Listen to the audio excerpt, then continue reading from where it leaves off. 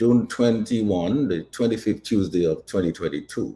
And it's just about 7:37 at Q95, the big station. We're live on Facebook and YouTube, so please share the live, like our page, and get the latest breaking news and happenings as it happens, only on Q95, the big station. My guest tonight, Mr. David Gumbs, Mr. McCathy Marie, and Dr. Kaithlyn Bunker.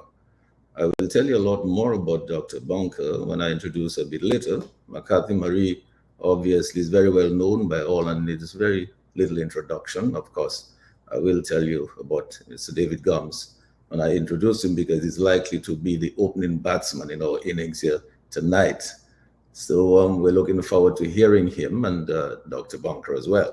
So we are continuing our efforts at reviving the spirit of graciousness, as we always say, of love and peace and prosperity and unity among our Dominican, Kalinago, and Afro-Caribbean brothers and sisters, our people. Our topic tonight is solutions to the rising cost of energy in Dominica.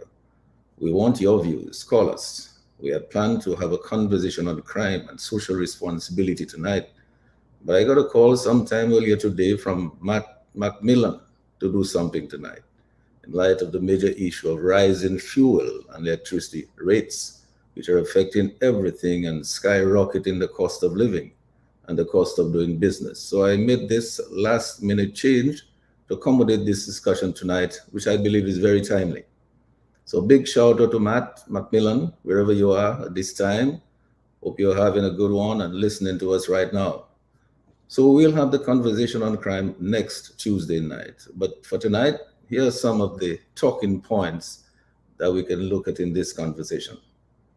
Dominica's electricity bills increased some 46% since 2015.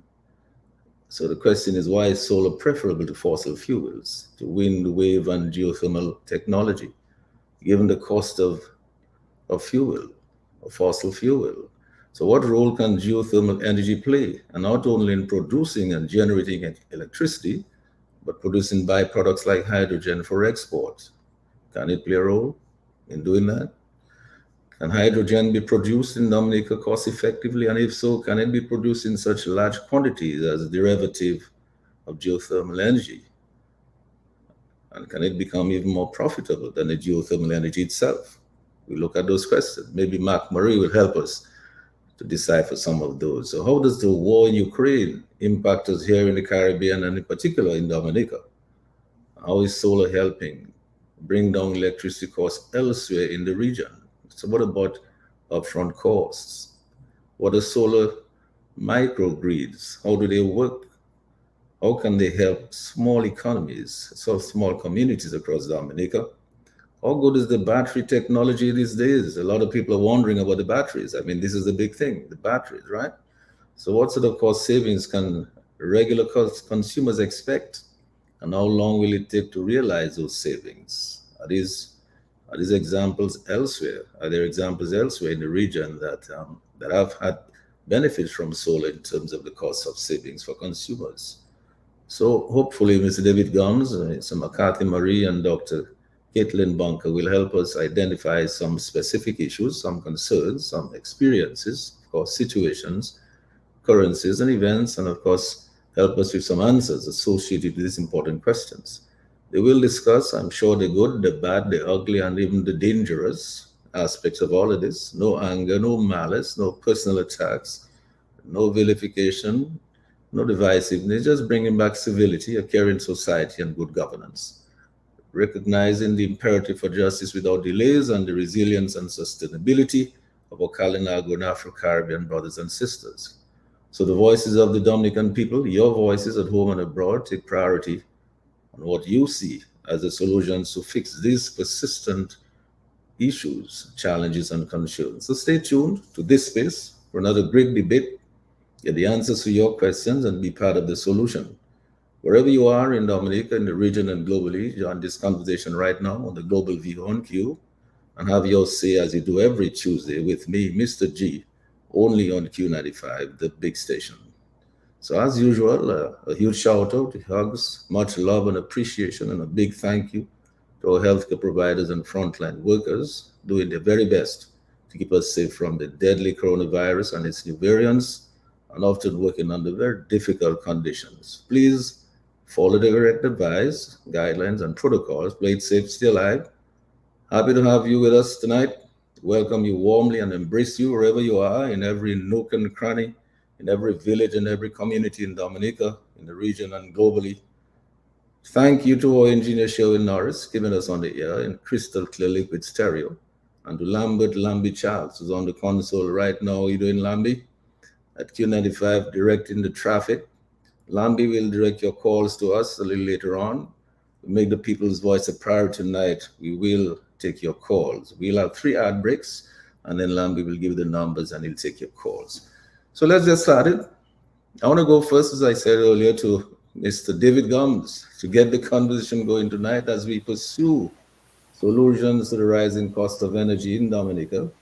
David Gumbs, of course, is the former chief executive officer of the Anguilla Electricity Company. David is a graduate of the University of Hartford with a Master's of Science in Accounting, and of course, Connecticut College. He has a Bachelor of Science in Economics and African Studies. David is a certified public accountant with more than 20 years operational and managerial experience. Some of David's former roles include Chief Financial Officer at Angelec and Senior Director, Treasurer and Financial Analysis at Sodeco. And so under David's leadership, Angelec embraced renewable energy technologies and achieved one of the region's highest penetration levels in 2016.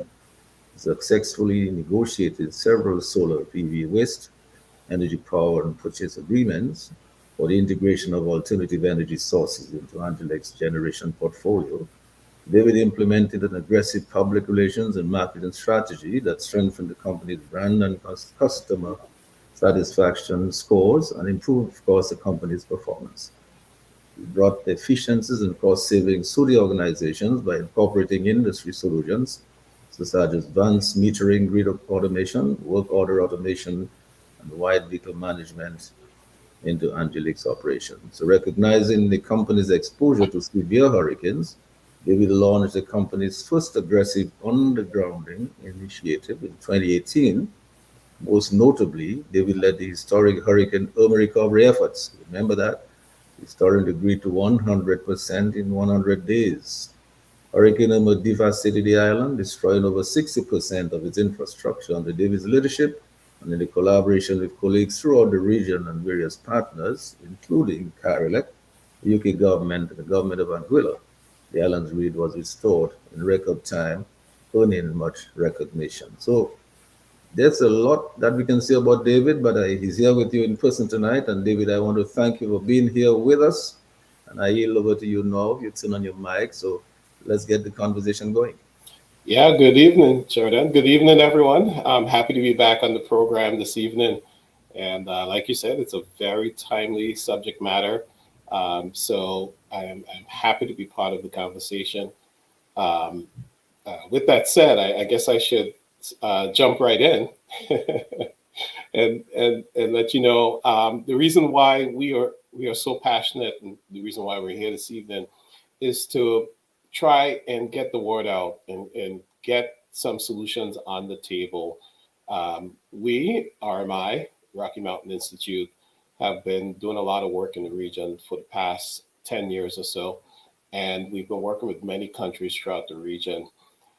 I've been with the institution about 2 years, and the conversation has been ongoing and deep as to how we could transition the region to a carbon-free source of energy generation, but not only carbon-free, one that is more cost-effective than the means in which we do it throughout the region.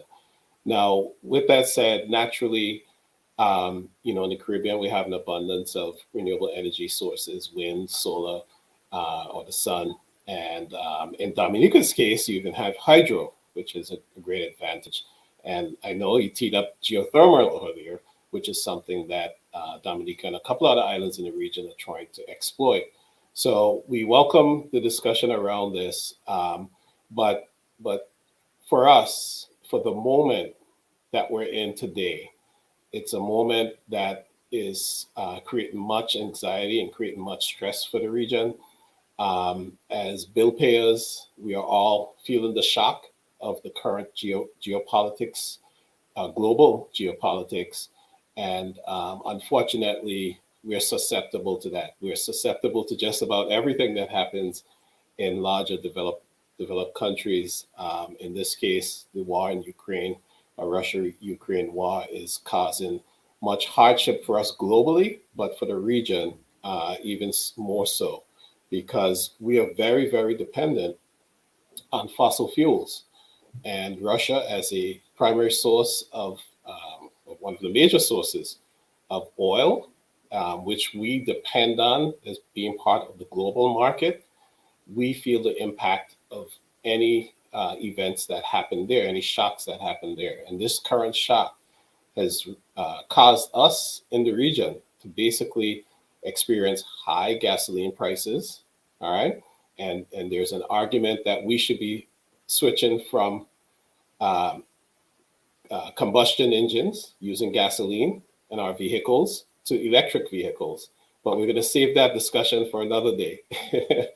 And then we also have, which is right before us, and something we actually can do something about immediately today, is use something that is very practical, that is very cost effective for us, and that is to transition to renewable energy. In some countries in the region, renewable energy could reduce our cost by up to 50%. Particularly solar renewable energy can reduce our costs up to 50%. This is something that we cannot avoid having a discussion about, because we feel they're very easy steps that can be taken, very practical steps that can be taken. And it's been demonstrated by several countries in the region. That's something that we really, really want to put on the table today. We know there's a lot more to talk about. We know there's a lot of other energy sources that we can explore. But the one thing we want to come across with today is that we need to make an immediate step to relieve the pressure from our communities. Yes, of course, David. Thank you for that brief introduction. Of course, all of these issues I raised in the talking points, I believe we'll come back around to deal with some of those as we get into the substance of the discussion here tonight. But let me very quickly go over to Dr. Kaithlyn Bunker and introduce her, because she's not been on my show before, and I'm delighted to have you here tonight. I feel honored to have you, Dr. Bunker. Appreciate that you could make it here tonight. And Dr. Bunker is a PhD. He is coordinator of RMI Islands Energy Program. She leads a diverse team that partners with islands in the Caribbean to support and accelerate their clean energy transitions. The team completes energy modeling and technical analysis to develop integrated resource plans, prepares and de-risks resilient clean energy projects, and connects energy professionals in regional communities of practice. She has worked closely with stakeholders in St. Lucia and St. Vincent and the Grenadines, Belize, the British Virgin Islands, the Turks and Caicos Islands, and Bermuda. So Kaithlyn also leads modeling efforts related to small islands microgrid opportunities. So obviously, Dr. Kaithlyn Bunker, you have quite a bit of experience working with the region. And it is interesting that you're here with us tonight, and you're going to share with us vast knowledge that you've had from those experiences and those interactions. So please, if you turn on your mic, and we're very happy to have you here tonight with us. Yes, thank you so much for the introduction and for having me. It's great to be here. I have worked in the Caribbean region for almost 8 years now, focused on energy, and now have the opportunity to co-lead the Islands Energy Program at RMI, as you mentioned, with David. So I think we're a great team. David brings the finance and accounting experience, and of course his direct experience leading the utility in Anguilla. And I come from an engineering background, electrical engineering. So I like to run the numbers, build the models of power systems today and what they could look like in the future with our island partners.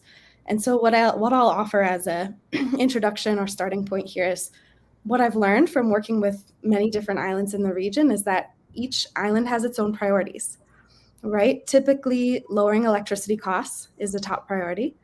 For some islands, increasing their resilience of their energy system is key. For others, high reliability, meaning keeping the lights on all the time, not necessarily in an outage, a shock event, but consistent, reliable electricity all the time. For some islands, it's around environmental sustainability and the impact that they're having towards climate change. For some, it's around local economic development and jobs, right? Typically, we hear a mix of these different priorities, but each island may put one above the other in terms of what's most important to them. So what our program has done is look at each island, work with the stakeholders and the people there to really understand what is most important for them, and then solve for that solution. What type of energy transition would meet their priorities best? And so that looks a bit different in each island, depending on what resources they have, what's going to be best to meet those priorities. Typically, what we've seen every place, though, is a mix of renewable energy being able to meet those priorities, in particular, lowering costs. As David was saying, especially today with the high costs of fuel that are leading to high costs of electricity for everyone globally, but in particular in the Caribbean, big opportunity to lower those costs by using renewable energy. And we, as a nonprofit organization, aren't, supporting a certain technology over another, but want to find what's the best mix and the best pathway for each specific island to meet those priorities, including lowering costs. So excited to talk about some of the renewable options today and what might look best in Dominica for your priorities. Yes, and we're looking forward to that because I think we really need to have that conversation because given the circumstances now, I mean, the entire world is in disarray now because of what is going on in Ukraine. And it's going to create havoc in some of the African countries as well. And so it's very important for us to look at this tonight. I think it's very timely. Matt, I wanted to go over to you because I know you've been involved in trying to bring renewable energy into Dominica for quite some time now. And you may not have been focused so much on solar. You may have looked more geothermal and wind and so on, but maybe you can tell us, Max, some of what you've done and see how we're going to bring all this together as we continue the conversation here tonight. Actually, it's Mr. Douglas Washway, as most people in Dominica know him, although his official name is Adenauer. That's one that he was named after one of the chancellors of the Germany. His father, if you notice, his father named all his sons after some important world figure. Right. So he got Adenauer. He invited me to join a group that had been started, which included some Dominicans in the diaspora, to talk about renewable energy in Dominica. And one of the first things that will be looked at actually was wind power. And in fact, Mr. Douglas, because he's an electrical engineer, so he was more in tune with these technical things. I'm an economist. My role in the organization was not as economist. My role was, you might say, political advisor. And I say political advisor because the people that we are hoping to hook up with and to sell energy to are the French overseas departments, which are Martinique to the south of us and Guadeloupe to the north of us. The political system over there, however, is pretty complex for most Dominicans or most other Caribbean people to understand. But we understand we were first self-governing, then we became independent. Whereas Martinique and Guadeloupe were kind of semi-self-governing, then they became less self-governing and returned power to France, with the result that the political system on each island, or both islands actually, are somewhat complex and complicated for Dominicans and most Caribbean people from the English-speaking islands to understand. I understood it pretty well because we've been involved in doing business, particularly music business, who in the public eye. And both Ophelia, who's my wife, and myself speak, read and write French excellently. So I could understand the way this society was organized. And that's what Mr. Douglas actually brought me into the organization for. But Not that I know all that science, but if you explain anything to me that's written in English or French, I can understand it pretty easily. And I know a little bit of geology, if you wish, because in high school we were taught that the center of the earth is hot. It's very hot. So when somebody says there's energy under our feet, I can understand that pretty easily. But I understand that like energy comes in different forms, and the most common form is heat. And then you can transform heat into other forms that you can use. For example, a nuclear power plant, I kind of found out, is actually basically running an old time steam engine. That's what it is. It heats up water and it runs a steam engine like somewhat like Mr. Watt's original steam engine, which was run on coal, except it's run on splitting atoms. No, you know. So I could understand that. So it didn't take me long to understand the principles governing the geothermal exploitation. And of course, we know that Dominica is a kind of curious place. We are the only island in the entire Caribbean that has more than one volcano. And I think we have the most volcanoes per square foot of island. We have 9 separate volcanoes, not 9 peaks of one volcano, 9 separate volcanoes, each with their own chamber. So Dominica has potentially a huge amount of power under the ground, which is not difficult to access. Um, and that energy would allow us to do a number of things. One, let me just backtrack a little bit. The, the economics of power production usually depends on scale. Yes, you must have scale, produce in fairly large quantities for your prices to be, you might say, low. The reason we haven't developed geothermal energy since the 1970s, when we were quite aware that it was there, was because we were thinking, well, if we were to do this project here, the cost of doing that per unit of energy would be so high that nobody in Dominica practically would be able to have any electricity. So it was cheaper to run electricity in Dominica from diesel plants and the hydropower which we had quite a while ago. And then in the 1980s, when the Freedom Party came into power, they then commissioned a new and expanded hydro plant, which now produces about 30 to 35% of our electricity needs. And the reason for the variability has to do with the amount of rainfall that falls in any particular year. Yes. So we have renewable energy, which has been running for quite a while in Dominica, but it's concentrated on hydro, and only one hydro. It's not one generator. It's one hydro system that has one, two, three generating stations. One of which is right next to my house there.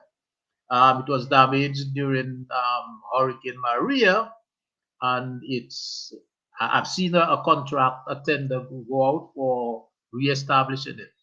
So we have hydropower. However, we understood, that is principally Mr. Douglas and myself, that if we were to get seriously into the production of energy, we could have two outcomes. One, we could drive down the cost of energy to the households if we produce it on a large enough scale. But Dominica's consumption is about 20 megawatts. Is not a large enough scale for us to get into geothermal at a large scale to bring down the cost. But if we exported it to the French islands, which is not difficult to do, we just lay the cables between Dominica to Martinique, Dominica to Guadeloupe on the sea cable, and then the power is available over there.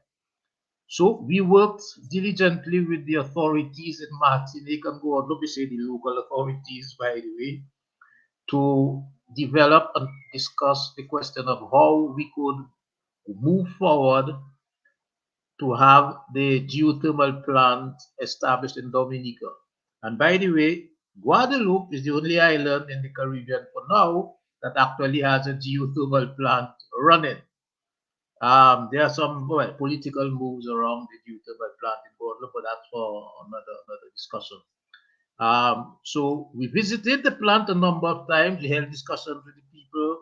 We also held discussions with the people from the French Geological Research Department, BRGM is French acronym, and we actually signed a memorandum of understanding with the CFG, which is the company that ran the geothermal plant in Guadeloupe, to develop the geothermal energy in Dominica.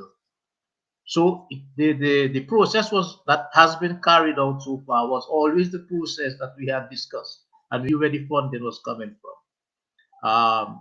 So unfortunately, there were certain errors made and misunderstandings on the part of some of the persons involved in authorizing and getting the official stamp of approval to move forward with the project.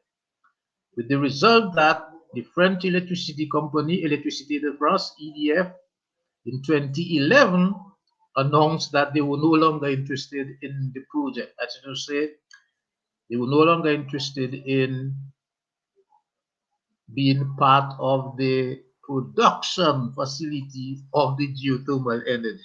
However, if we could bring it to them in Guadeloupe and Martinique, they would be happy to buy it.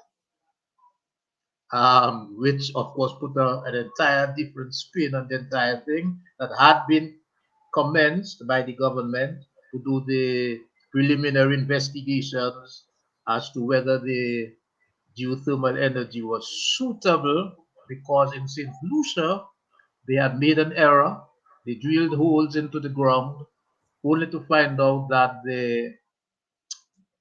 I don't say toxicity, but or acidity, but probably sort of acidity.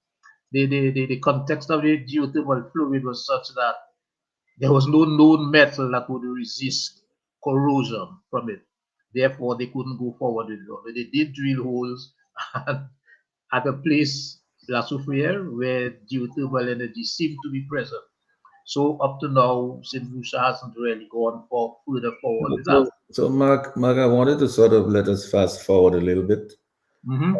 Because we see where we are today. The geothermal project, as it was conceptualized at that time, did not go forward for a number of reasons. Some of it, right, a number of reasons. We are where we are today. And the French probably would be interested if it could be brought to them, but it's not cost effective for Dominica to think of laying all this cable and taking it to them. I don't think as it is there today. So we are talking about still talking about the possibility of geothermal, because the government of Dominica is pursuing it. It's actively pursuing it, right? And they've got a certain distance. But we know that there are other options as well.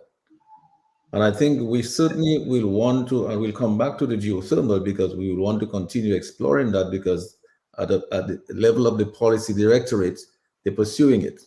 Right. So that is part of the national objective. But then again, there are options. And I think a basket of different options probably can work with us. And tonight we're talking about solar. And I know that as an engineer, Dr. Bentley, you would be very interested also in all of what Mark is saying, because you can see all of that is of great interest to you. But I know that David, we came here to talk about these things, and we're looking at how all of this, whether it's a combination of geothermal and wind and solar and salt, whatever it is that you do, a wave. The idea is that what you really ultimately want to do, you want clean energy. So you reduce your carbon footprint, right? To make your environment more conducive and more healthy for everybody around, right? And at the same time, you want to be cost effective. You want to produce in a way that's cost effective. You can sell and you can consume, and you can enhance your ability to develop your industry, because then you're competitive, because you have lower costs of energy, right? Let's talk about some of those aspects of it, David, because I certainly think that we need to give, we sort of rationalize this thing and see where, put the thing in context to see how we can go forward and why we should go forward with solar. Yeah, all of the discussion thus far has been great because it sets up the context and the environment, where we are today and how we got here and the potential for Dominica in particular, right? So it is something that is great discussion. Um, and I know from an RMI perspective, um, we work with islands to lay out a pathway that suits the context. And Kaithlyn spoke to that earlier, and she'll speak to that even more. Um, what I do want to sort of say is that in terms of where we are today, I think we're technology agnostic for as a sorry, my daughter is That's okay. I was trying to to keep straight in the camera, but the dog ran in and my daughter is chasing her. Yeah, Let's say hi. Let's say hi to her. Let's say hi to her. Caitlin, want to say hi? Hi, how you doing? Good to see you. All Mark, right, is your mic on, Mark? Could you turn up your mic? I'm getting a little feedback. Go right ahead, David. all right. So yeah, we're technology agnostic in the sense that we don't champion or promote any particular one technology. But what we are also is very practical, and we try to understand, but we definitely want to work within the moment. And the moment right now is one that we can't ignore. And I'm very passionate about this because I crunch the numbers day in, day out. And the numbers today stand as this. In the Caribbean, and our headline in the op-ed said, electricity rates have increased 46% from 2015, and that kind of stuff, right?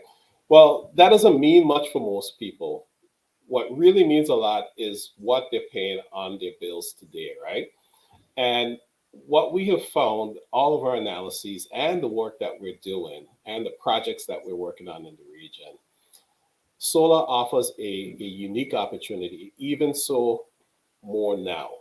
And that is because of two things. The cost has declined tremendously in the last 10, particularly in the last 5 years. They did go back up slightly, 10, 15% in the last year or so because of the supply chain challenges we're all facing. But that's nothing compared relative to where the cost is today. And I'll put it in some numbers. Where we are in terms of the cost of solar for the region, we're roughly 10 cents per kilowatt hour. There's some who can do it at massive scale, like Jamaica, who can get 6 cents per kilowatt hour. There are others who manage to get somewhere between 6 and 10. But for smaller islands, smaller grids like Dominica, Anguilla, and some of the smaller islands in the region, we're talking about roughly 10 cents. And when I say 10 cents, we don't need to be doing mega projects at 50 megawatts and 20 megawatts or even 10 megawatts. We're talking about projects under 5 megawatts and even at the 1 megawatt scale. So when we talk about Dominica's grid being roughly, I think it's roughly 20 megawatts thereabout, we're talking, if you do a project at 1 megawatt of solar today, it can cost you 10 cents per kilowatt hour. Now, that's just the cost to generate the electricity. All right. You still have the cost to distribute and transmit that electricity, which any given technology will still have. So, from a grid perspective, Dominic would still have to transmit that electricity to individuals' homes. But we have an opportunity to make that investment today. And here's why. Here's the real reason why I think it's absolutely critical for us to make it happen. And that is, in today's climate, the payback for solar investment, we're talking about a payback of roughly 3 years. I've seen some analyses that even make it 2 years. But let's say under normal conditions, no super negotiations and just a little mishap here and there in the implementation process, we're talking about 3-year payback for an investment in solar today. Now, when I sort of keep my ear to the ground and try to understand how long this current crisis will last, nobody could say when it's going to come to an end. Everyone is thinking this thing will last for some time. But let's say it goes away rather quickly, 2, maybe 3 years.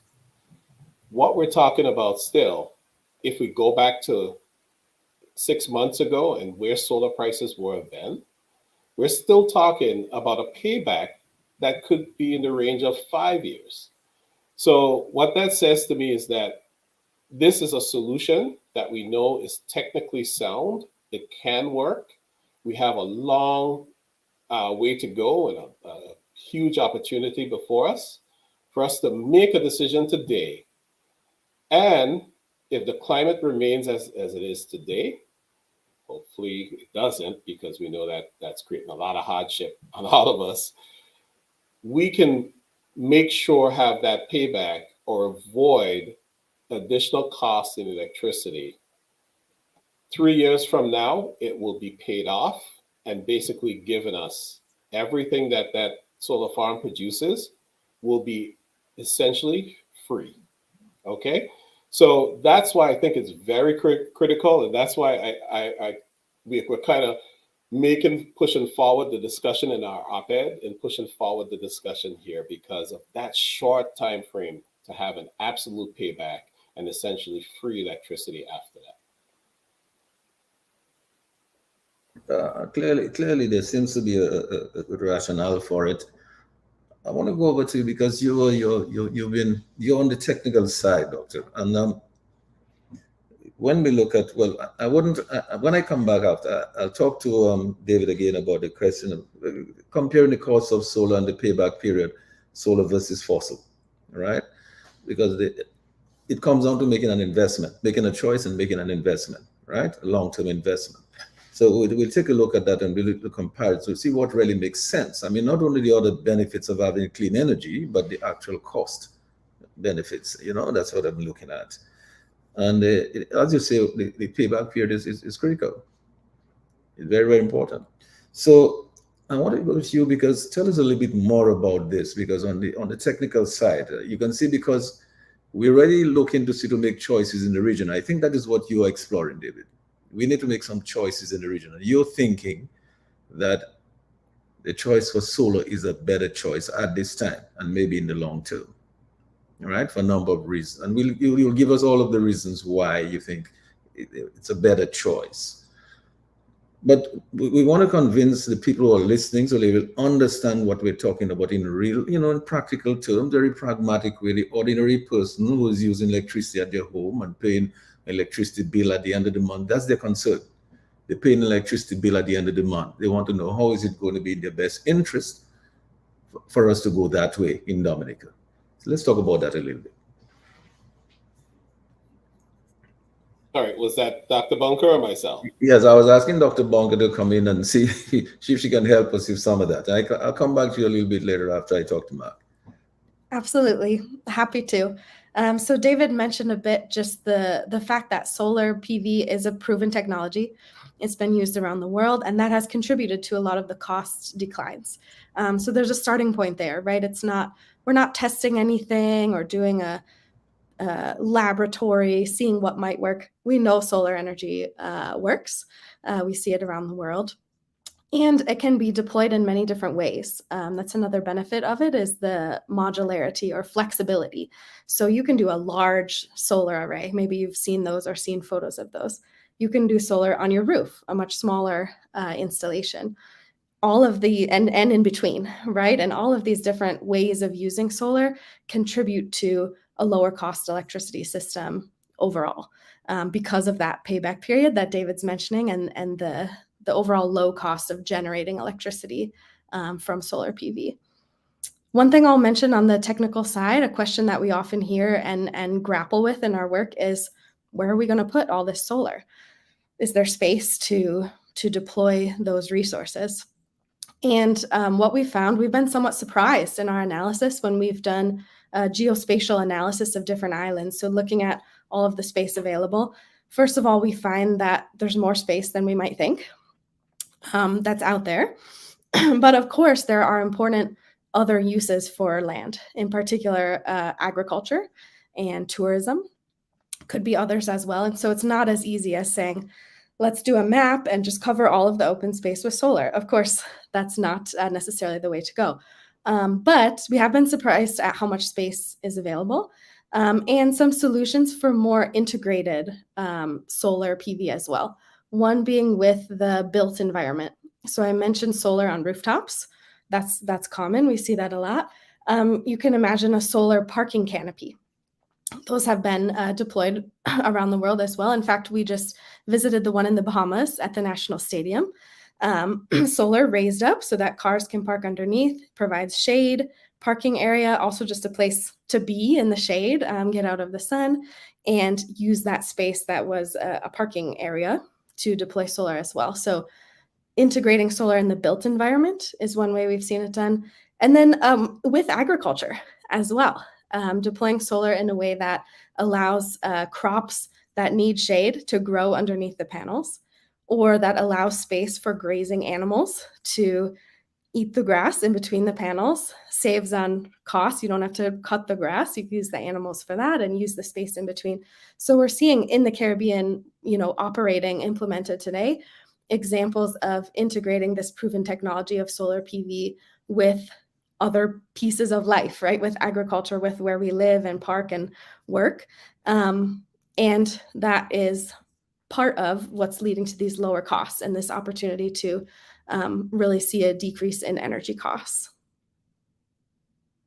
I wanted us to explore all of that a little bit more as well, because let's talk about the aesthetics a little bit. Because you've seen some things in the Bahamas and some of the islands. How does it look? Because that is one of the concerns. Not just the space you're going to occupy, but how does it look? So can it be done in a way that is aesthetically very pleasing and nice designs, and so that it looks part of the landscape? Because Dominica is a nature island, so it has to be done in a way that it fits into the landscape. Can you see the possibility that can be done here based on what you've seen in other islands?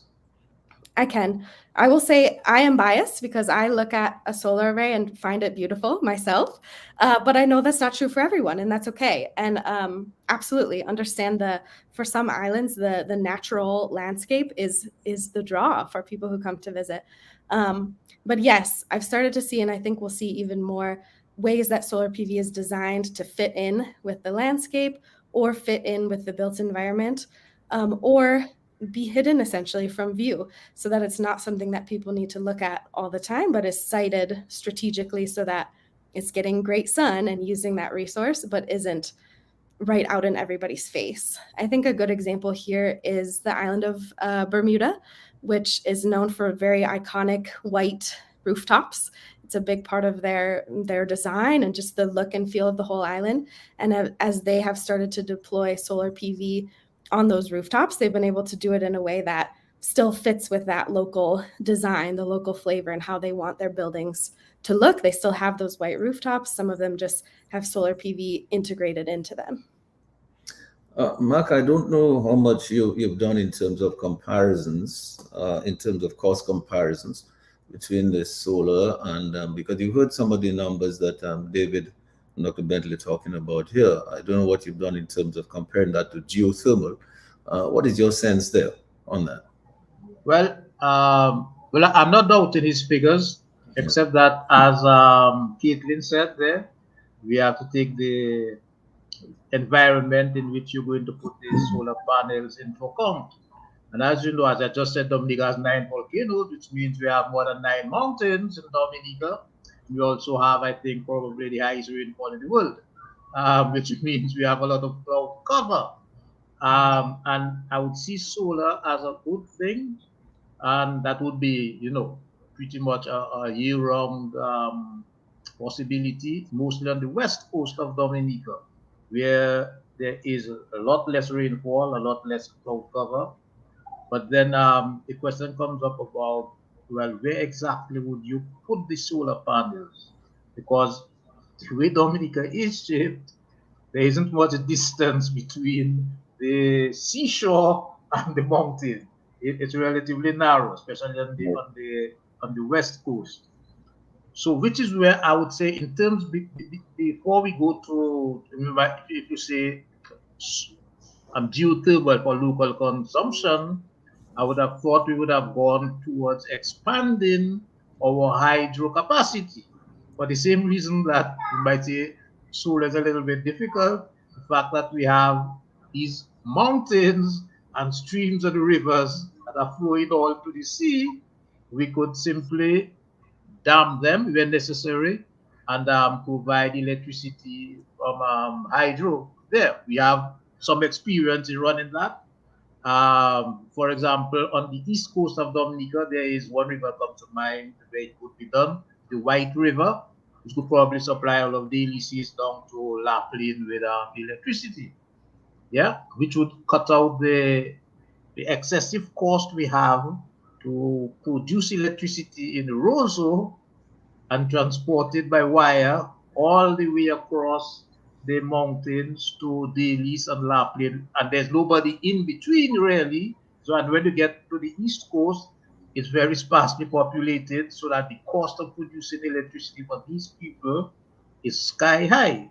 And just to say, off track there, and one of the expenses of producing electricity in Dominica is the cost of fuel, indeed. But as we just said, about 30 to 40% of our electricity consumption is produced by hydro, but that has not, and as David said, the upfront cost in doing solar in his case he was given it there is cost some money, but over a period of time you pay it back and then you get the electricity basically for free.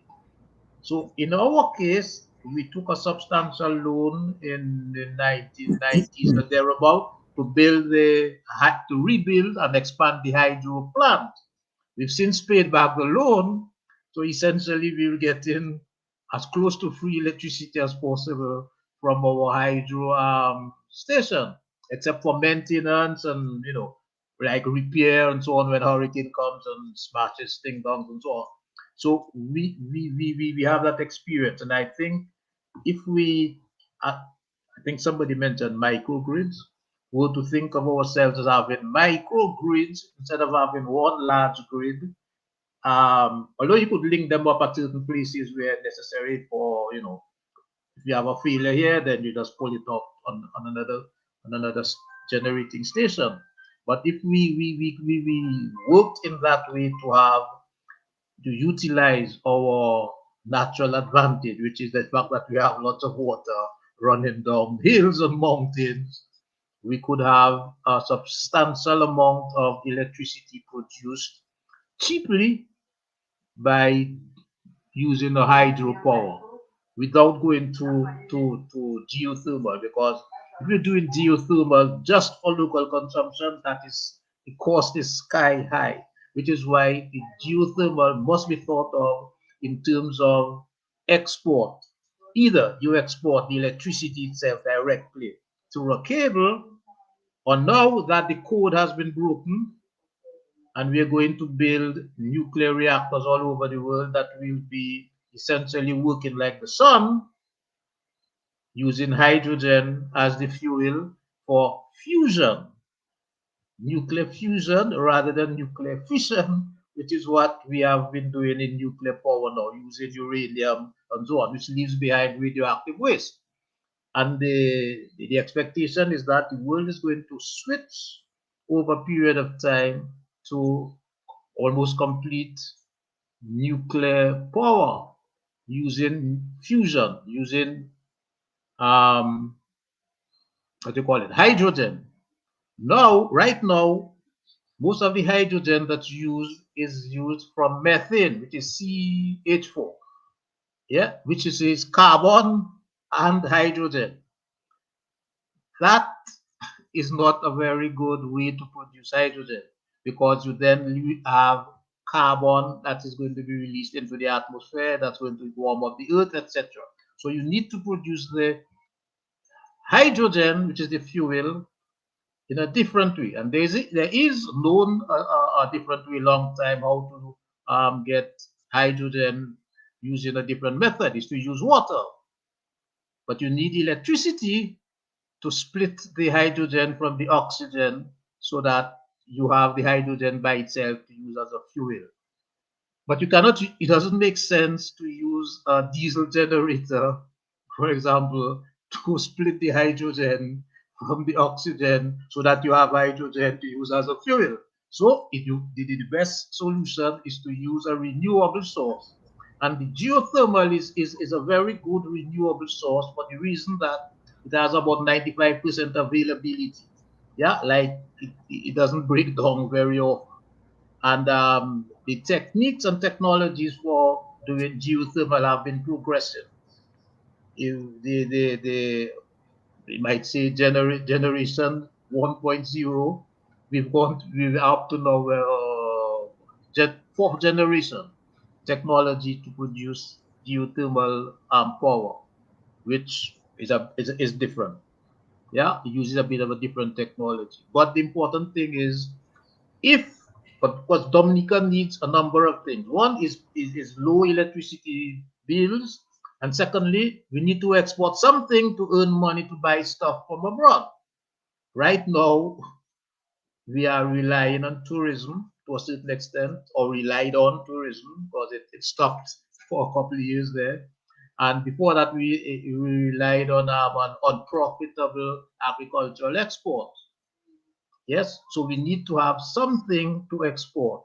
And I'm seeing the energy as a good long-term plan for Dominica's economy based on utilizing the geothermal power to produce electricity and using the electricity to produce hydrogen, which is the fuel that's going to be needed for all these hydrogen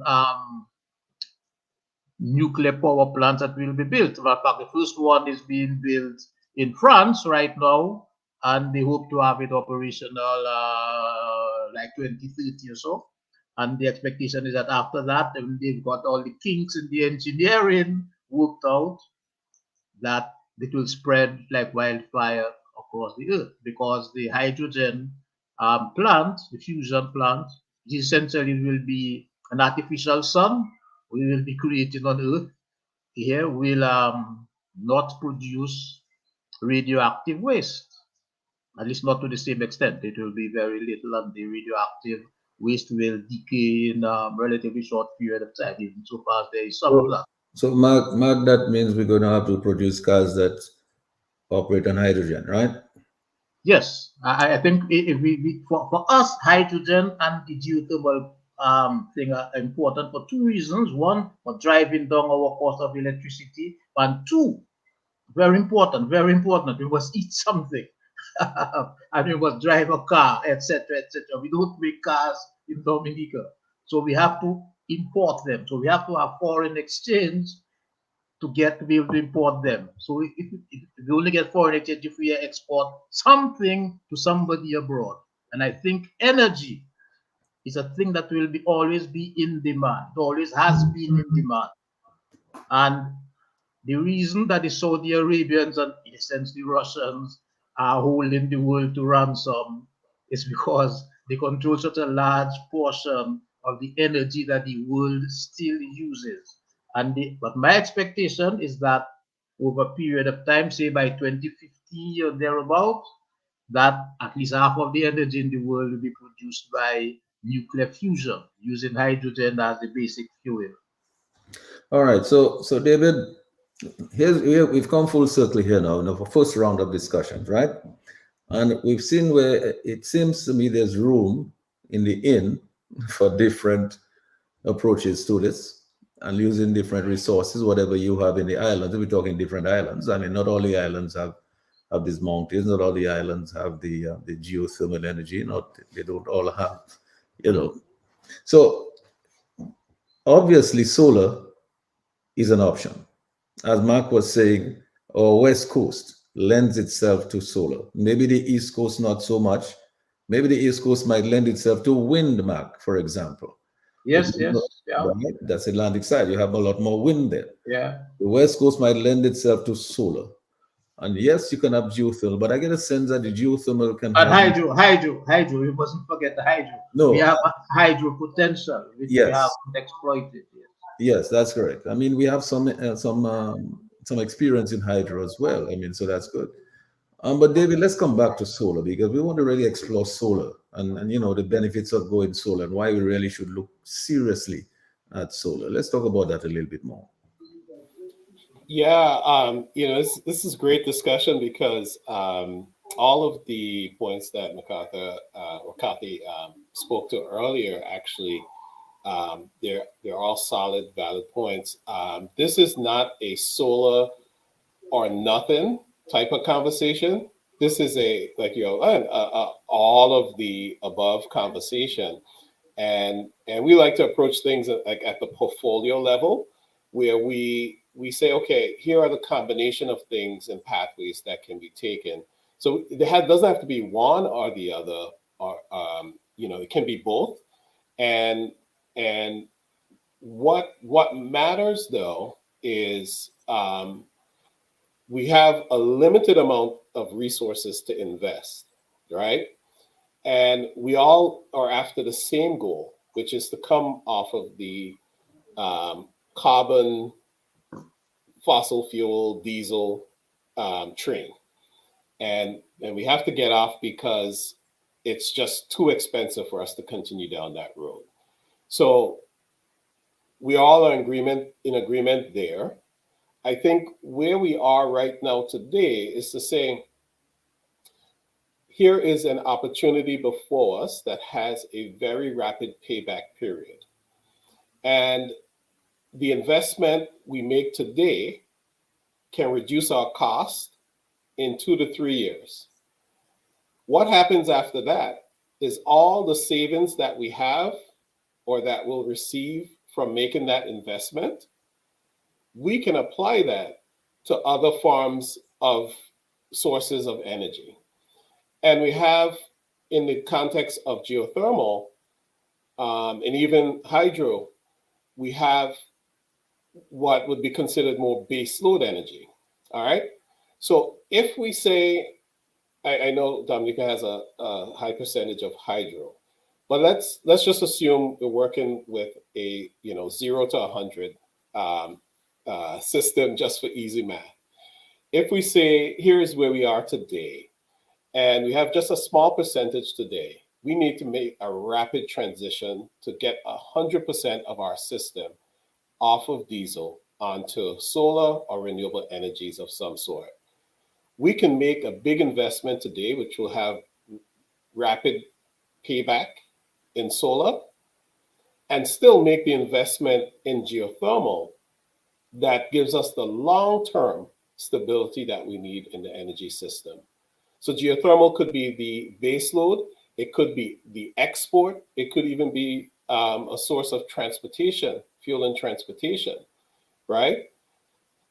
I see those more as longer term decisions. Let's say, even if we say in the context of 5 years from now, or 2, 3, 4, 5 years from now, right? Because even if you do have a successful find in terms of the geothermal exploration, you still have to have time to develop the plant and do the construction and get it exported and so forth. So that is something that's going to take some time. It's much more complicated than something that is proven, that's scalable, meaning we can start from 1 kilowatt on a rooftop to 50 megawatts in a utility scale. All right.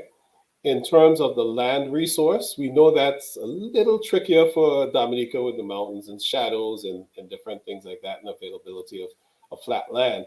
But we found that in the context of Bermuda, where there's very, very limited available land resources, through using the built infrastructure, land, homes, rooftops, office buildings, and so forth, they've been able to concentrate a significant amount of solar potential just from rooftops alone.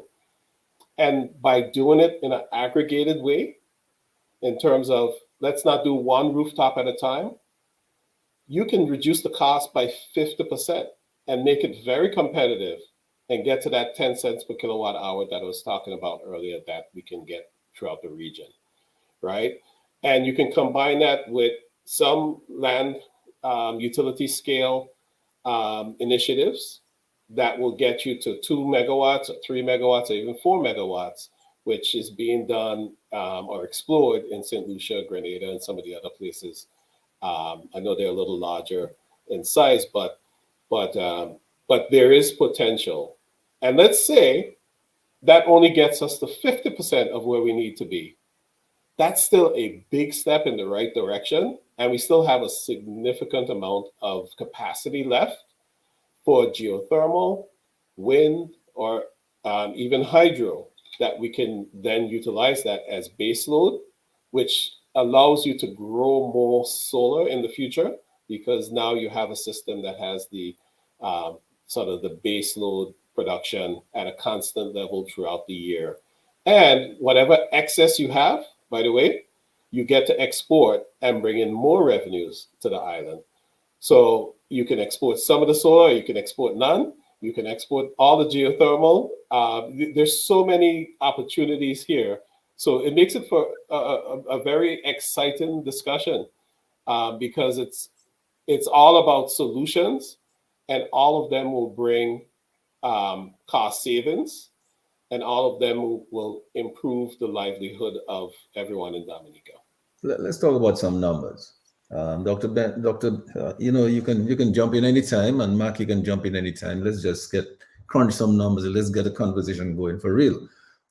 If, let us say, we have to take a decision, I'm a policymaker and I want to take a decision, 25% of my energy, I want to say, let's consider 25% on the West Coast coming from solar. What kind of investment might I have to make? Because I'll tell you why I say so. Why I ask that question is because in Dominica, we've already spent, Mark, I believe, something like between 80 to $100 million on geothermal. At least 80, I'm aware of, on geothermal. Yeah, it's somewhere in that region, yes. Yes, we've spent that. We don't have any electricity generated from that yet. I want to get although I would say a good bit of that was grant money. Yes, yeah, but well, yes. It's still been spent, yes. Yes, but the point is that if you had to now say do a geothermal plan going for real, you would have to write off all of that, because if you had to incorporate that into your cost, it's going to make the unit cost very expensive. So you'd have to sort of write that off and say, okay, this is no longer part of the cost, and let's just start from scratch, right? But there is, I wanted to ask that because, I mean, is it feasible for us to look at, say, all right, say 25% of it, what kind of investment might we run into? I don't know what your thoughts on that, David? Yeah, so there are two parts of the investment. There is the upfront solar equipment, panels, infrastructure for mountain equipment and so forth, and all of the ancillary stuff that comes with that, your inverters and transformers to interconnect with the grid. And so with all of that said, you're talking roughly, say roughly about $1.50 per watt, $1 US 50 per watt, which, so translate that, if we needed to go to 10 megawatts of solar, all right, we're talking about roughly 15 million US dollars. Okay, that's the first part of the investment. Then at that scale, because we'd be roughly 50% of the 20 megawatts for Dominica, all right, then we'd be talking about some integration of batteries. And that could happen at various parts of the grid or with the solar farm itself. Now, with that investment in batteries, you'd probably add roughly another, let's say, to be safe, $1 per watt.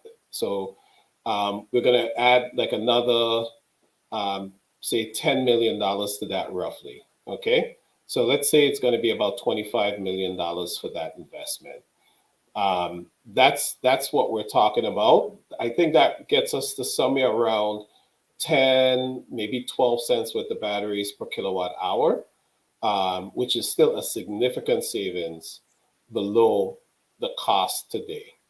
So we'd still have a rather fast payback, and that means that, you know, after about 3 to 5 years, we're talking about continued, basically, you know, returns on investment multiple times.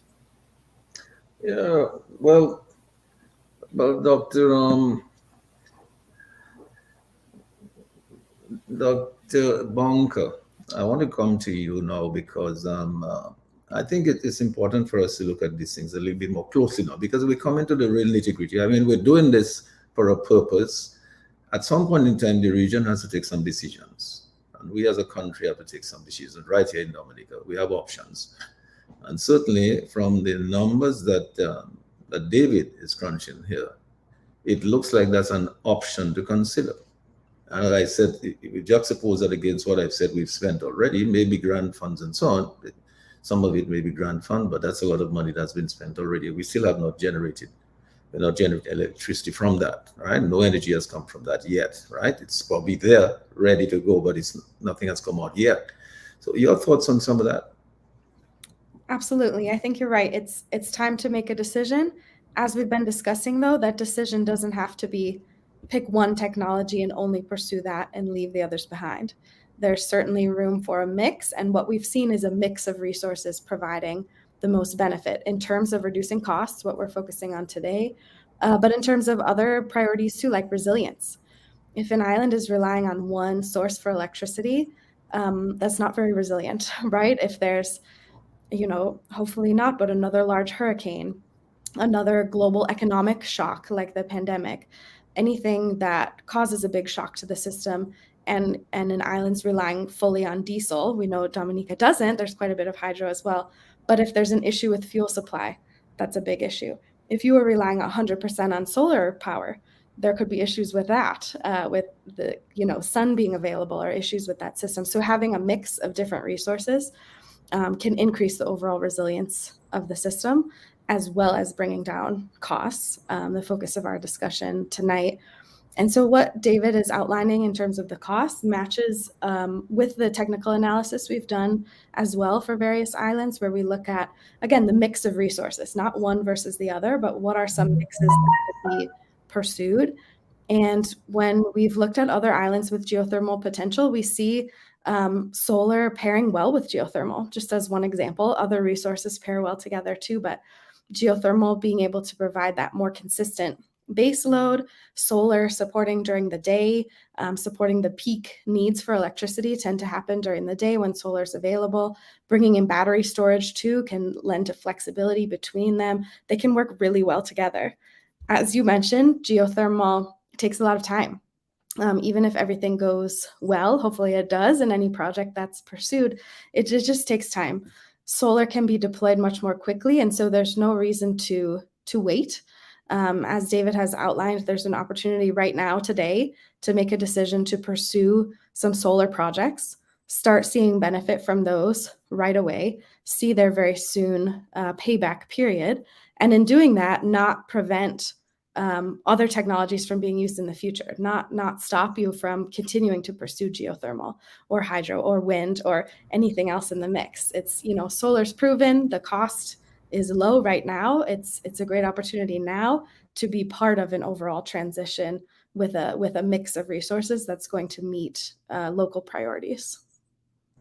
Yes, clearly solar is proven. Mark, your thoughts on all of the combinations, because you see, if you've seen what solar can do, you've seen what wind can do, because I know there are a couple of windmills that were put up in Dominica. I'm not sure if any of them are still working. I know they worked at one time or the other. And you've seen what geothermal can do. You've had some experience looking at that. What are your thoughts, Matt? What's coming into your head as you think about all of this going forward for Dominica? Not only looking at the... Well, I would say, I would say not only... I would say I'm in general agreement with Kaithlyn. Yeah. You can use bunker fuel as one of the sources of energy. So what I was saying is, she identified an interesting, well, I don't say call it a problem, an interesting dimension of our dilemma on these small islands. That being the fact that if we rely too heavily or exclusively on one source of energy and something goes wrong, then suddenly we have no energy. So it's a wise idea in our case because we have the possibility of having multiple sources of energy just for local consumption that we explore each of them. So which is why I'm saying uh, if I were in the decision making position now, I would push to have some hydro plants set up on our rivers, particularly on the east coast of Dominica. Yeah. And Washrey and myself and so on, actually took some wind measurements at Woodford Hill Estate for about 6 months because we intended to put up a wind farm at that area there. However, as Miss Bunker, or Dr. Bunker rather, has told us, um, there are different uses for land.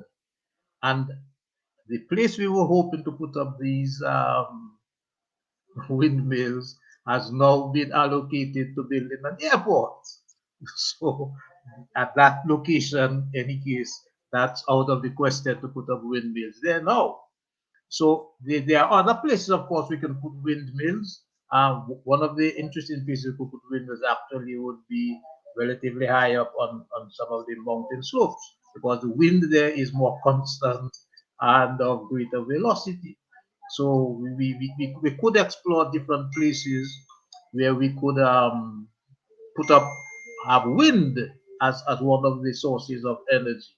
We could also do a heat exchange thing in the ocean because Dominica happens to have just as the land is mountainous with valleys. We also happen to have a similar thing in our sea. We have virtually no reefs around Dominica. So we know that the technology exists already to use the difference in temperature between water that's deep down and water that's closer up to have a heat exchange mechanism to produce energy and then to use that heat to generate electricity.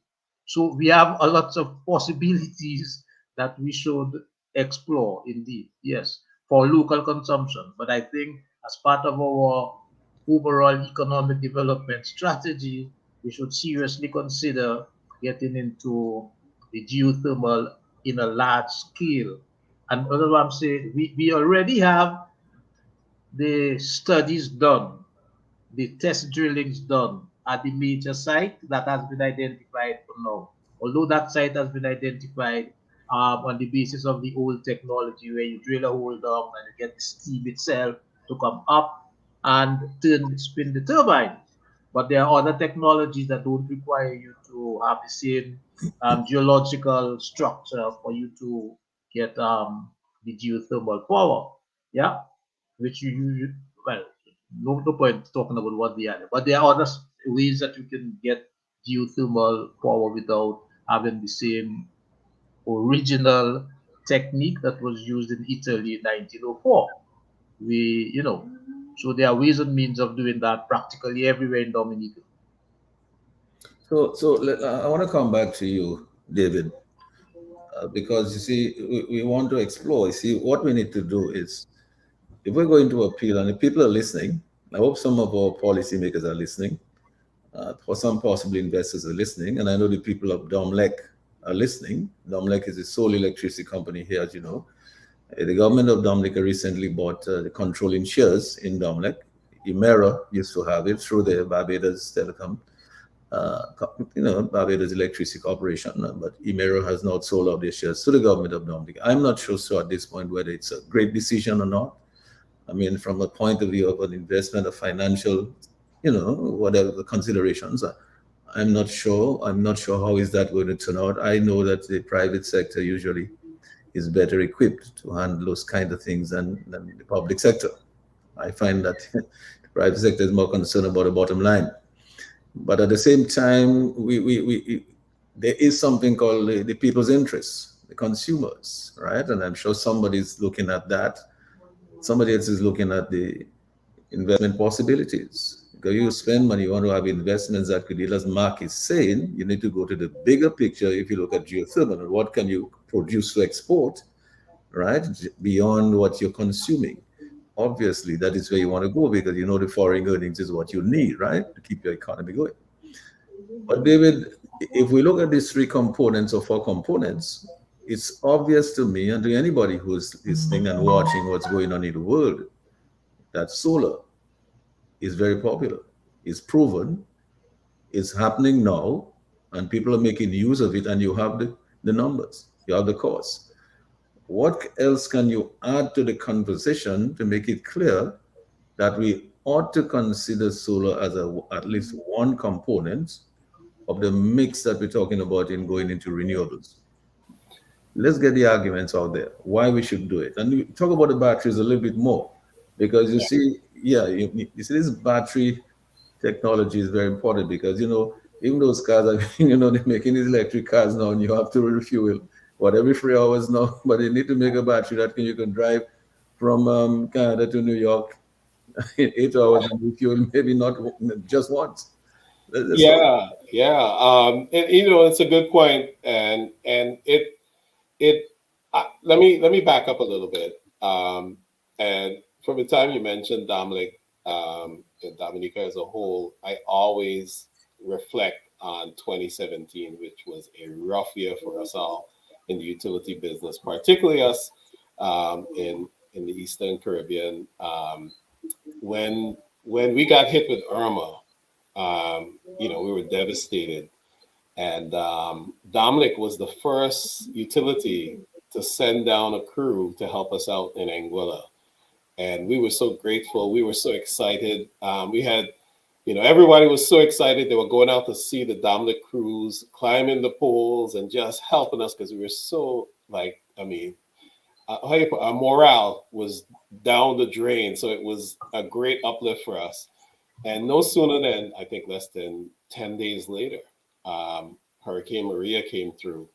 And I remember having to spend time that evening with the Dominic crew who was so concerned about their family members and how would they get back to Dominica, whether their family members had, all these WhatsApp messages were coming out and voice notes were coming out. And it was a really scary and painful time for us. So I always have to take a moment to reflect and remember that experience. We got the crews back along with working closely with Amara at the time to get the crews back to Dominica. But we were so appreciative of all the sacrifice that they made.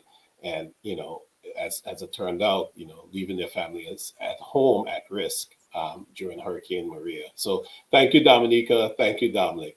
Now that's out of the way, I must say, when it comes to the solar, the renewable energy transition and the experience around that, there are multiple pathways. And generally, we try to, create an open to all sort of approach to doing things because everything is local, right? The experience in Dominica is different from the experience in Anguilla, different resources. This, though, certainly personally, and I do represent RMI also, but from a personal level, like just living in the islands and understanding the dynamics, being a former CEO of the utility in Anguilla, and knowing how these numbers are affected and impacted by the decisions we make, I can't say that I am not pushing one over the other right now because the reality is right there before me. The facts are right there before me. And we can talk about the experiences we've had in Ragged Island, which was hit by Hurricane Irma, that is now rebuilt a Hurricane Category 5 resilient solar farm that takes them off of the grid 90% off of diesel 90% of the time and is providing energy to the grid day in, day out, which they've avoided fuel imports for months at a time. Okay. And that's a solar and battery system that's feeding a grid. So what the reason why I say that is because the technology is proven.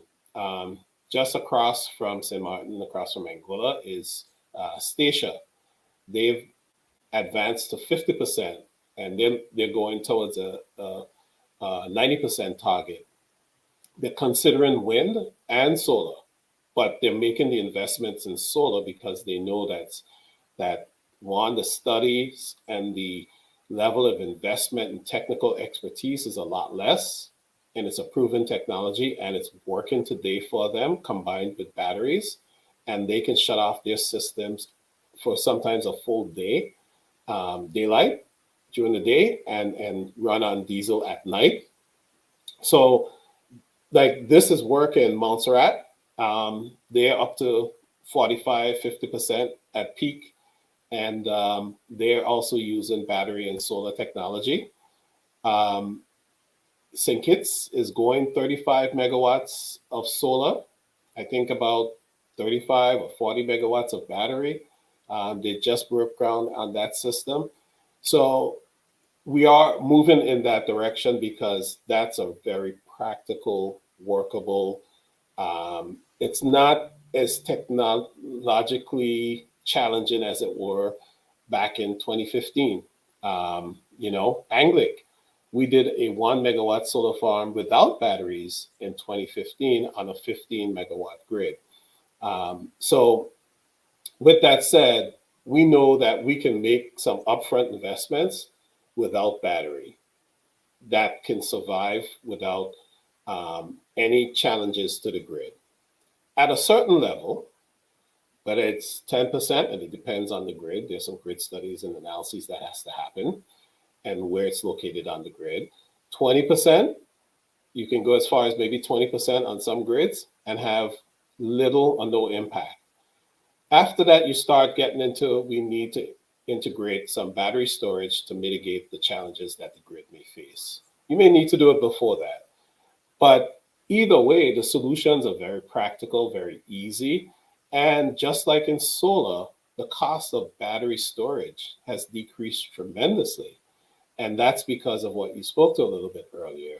The vehicles, the auto industry are basically saying, making pronouncements by 2025, by 2030 for sure, there'll almost be zero automakers who are using internal combustion gasoline engines.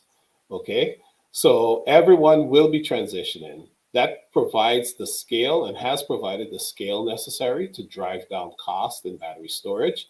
We will benefit tremendously from that. But here's the thing, we won't have a choice because we don't produce automobiles in the region. So when those automobiles start coming to the region, because we can't find anything else, we must have a solution for electricity, because that will drive up electricity costs or electricity demand by 50 and maybe 100% in some cases. And we have to have a solution for that. And it can't be fossil fuels, because we know the only way fossil fuels will go is up in cost. And there's a limited resource. It's a limited resource, meaning you can look at any country that's producing oil today, and they can tell you roughly how many years of oil reserves they have left. So we know as those reserves go down, the cost will go up. So for us, it's a no-win situation to stay on fossil fuels. And given the dynamics today, I explained the numbers earlier, we can drive down costs tremendously, and the payback will be so short that it gives us an opportunity to invest in many more things going forward. Yes, I'm sure that Guyana and Suriname may not necessarily agree with us because they just found all this oil there. So they may have a few years to go still. But I wanted to take some calls. Lambi, I wanted to go over to you and let's take a little ad break. Maybe we can take a few calls. And then when we come back, we look at the big picture again, because clearly we have to make some choices, because otherwise the choices will be made for us. The way the world is going, I mean, it's obvious that we really do not have much of a choice in the matter. So we're going to have to take some decisions about renewable energy. So we have to make some practical decisions. Lambi, let's go over to you. I take some calls, give the folks the numbers. Nature Island Dominica Civil Liberties Foundation, Inc., Nidcliff, uniting our Kalinago and Afro-Caribbean Nature Islanders and friends of Dominica at home and abroad, coming together to help preserve the integrity of Dominica's democracy, human rights, and civil liberties, ensuring free, fair, and competitive elections on a level playing field within a system that guarantees freedom of expression, belief and association, respect for the inalienable rights of individuals and minorities, respect for the rule of law, for free communications media, and free from psychological, mental, and physical abuse of women, minors, the elderly, and young men. State lands are secretly being sold to political acolytes and shady foreigners. CBI hotels are sprouting up all over Dominica. Persons are becoming rich overnight. Public projects are awarded to foreigners and cronies without public tender, and the public is forced to pay in excess of $65,000 a month to rent and maintain a palace for a prime minister.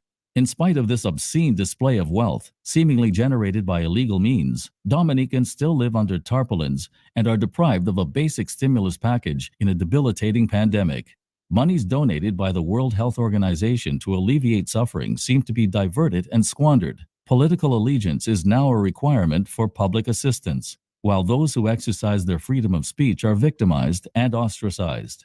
Nidcliff, support our radiothon, fundraising events, subscriptions, GoFundMe, and other initiatives to help raise funds to support a legal challenge against the siphoning of public funds from the Consolidated Fund and other initiatives and actions. Nature Island Dominica Civil Liberties Foundation, Inc., Nidcliff, working to help unify and build Dominica and our Afro-Caribbean and Kalinago brothers and sisters at home and abroad. Nidcliff, fighting to save our Nature Island Nature. The global viewing queue, taking your calls right now. The numbers are as follows: 449-3095, 449-3096, 449-3097, 616-4257. These are all local numbers, and the international number is 305-432-9624. Let me run those numbers one more time. 449-3095-9697, 616-4257, 305-432-9624, and we're standing by for your calls. Lambi, if you don't have any calls yet, while you're waiting for the calls, let me just acknowledge some of the fine folks on Facebook that are with us here tonight. I can see Michael Alexis is here. Big up to Michael Alexis and Juanita Prince. And I can see David Joseph. How are you doing, David? And Penny Shirley. Lots of folks already with us on Facebook. We'll acknowledge some of your comments a little later on. But I wanted to go back before, as Lambi is waiting for his calls, let people settle on and call. I'm going to go over to Dr. Bunker. Because, certainly you can see we're already coming down to what it is that we're really trying to achieve, the solutions, right? We're talking solutions. We can see some of the experiences in some of the countries. The terrains are different by and large in some places, so they have different choices. Some of the islands don't have as much water as others. Dominica has water. Dominica has rivers. Dominica has mountains. Dominica has a lot of wind on the Atlantic side and a lot of sunshine on the west coast. So obviously, it seems to me that a combination of things may be the solution for us in Dominica. Clearly, wind is doing something, some places, but solar is very well established, obviously. And with the technology that we've seen evolving all the time, the battery technology can only get better, and the whole solar technology can only improve. It seems to me that the cost could easily come down. And if you compare the cost, not only to what it is now, but with what the other costs of fossil fuel is going to be in the future, obviously the cost of solar looks like it's going to be much lower, relatively speaking. So, in terms of making a choice, you're looking at cost competitiveness, solar looks like it's quite a stable option to look at. Your thoughts? Absolutely. And the cost stability is a really great point. David mentioned there's been some fluctuation recently in solar prices given global supply chain challenges, right? The price of solar coming back up a little bit, but in general, it's going to, maintain, continue to come down, be relatively stable. Not only are fuel costs likely to remain high, there's likely to be a lot of volatility there. Maybe there will be another drop in fuel prices, but then another increase. If we look at any historical chart of fuel prices, it's up and down and unpredictable, right? Whereas solar is consistent, coming down, stable. So besides the opportunity to lower cost significantly, there's an opportunity to be much more predictable in what energy is going to cost when we rely on locally installed solar using the sun versus imported fuels where that cost is uncertain. We don't know what it's going to do. We think it's likely to stay high, but is also likely to be very, very volatile in terms of price going up and down over time. But Mark, as we look at the cost of fuel today, I mean, look at what's happening in the United States and around the world. I mean, this war in Ukraine. Look at the kind of impact it's having on globally, on the cost of fuel. I mean, Joe Biden now is having nightmares over this thing, because I mean, this cost of he doesn't know what to do about it. He's now thinking of doing this was it tax holiday, thinking of removing that for a while, and to see if that will help. That might reduce the cost of fuel at the pumps by 18 cents or thereabouts. Yes, it might make a difference. I'm not sure how significant that difference would be. If you look at the price of the gas per gallon, let us say a year ago compared to what it is today, and most people now are looking at what they can afford right now, and it is just really very, very difficult for many households and many people who are commuting. So, Mark, we're looking at these options here, and it seems to me, yes, solar is obviously an option to look at. Sure.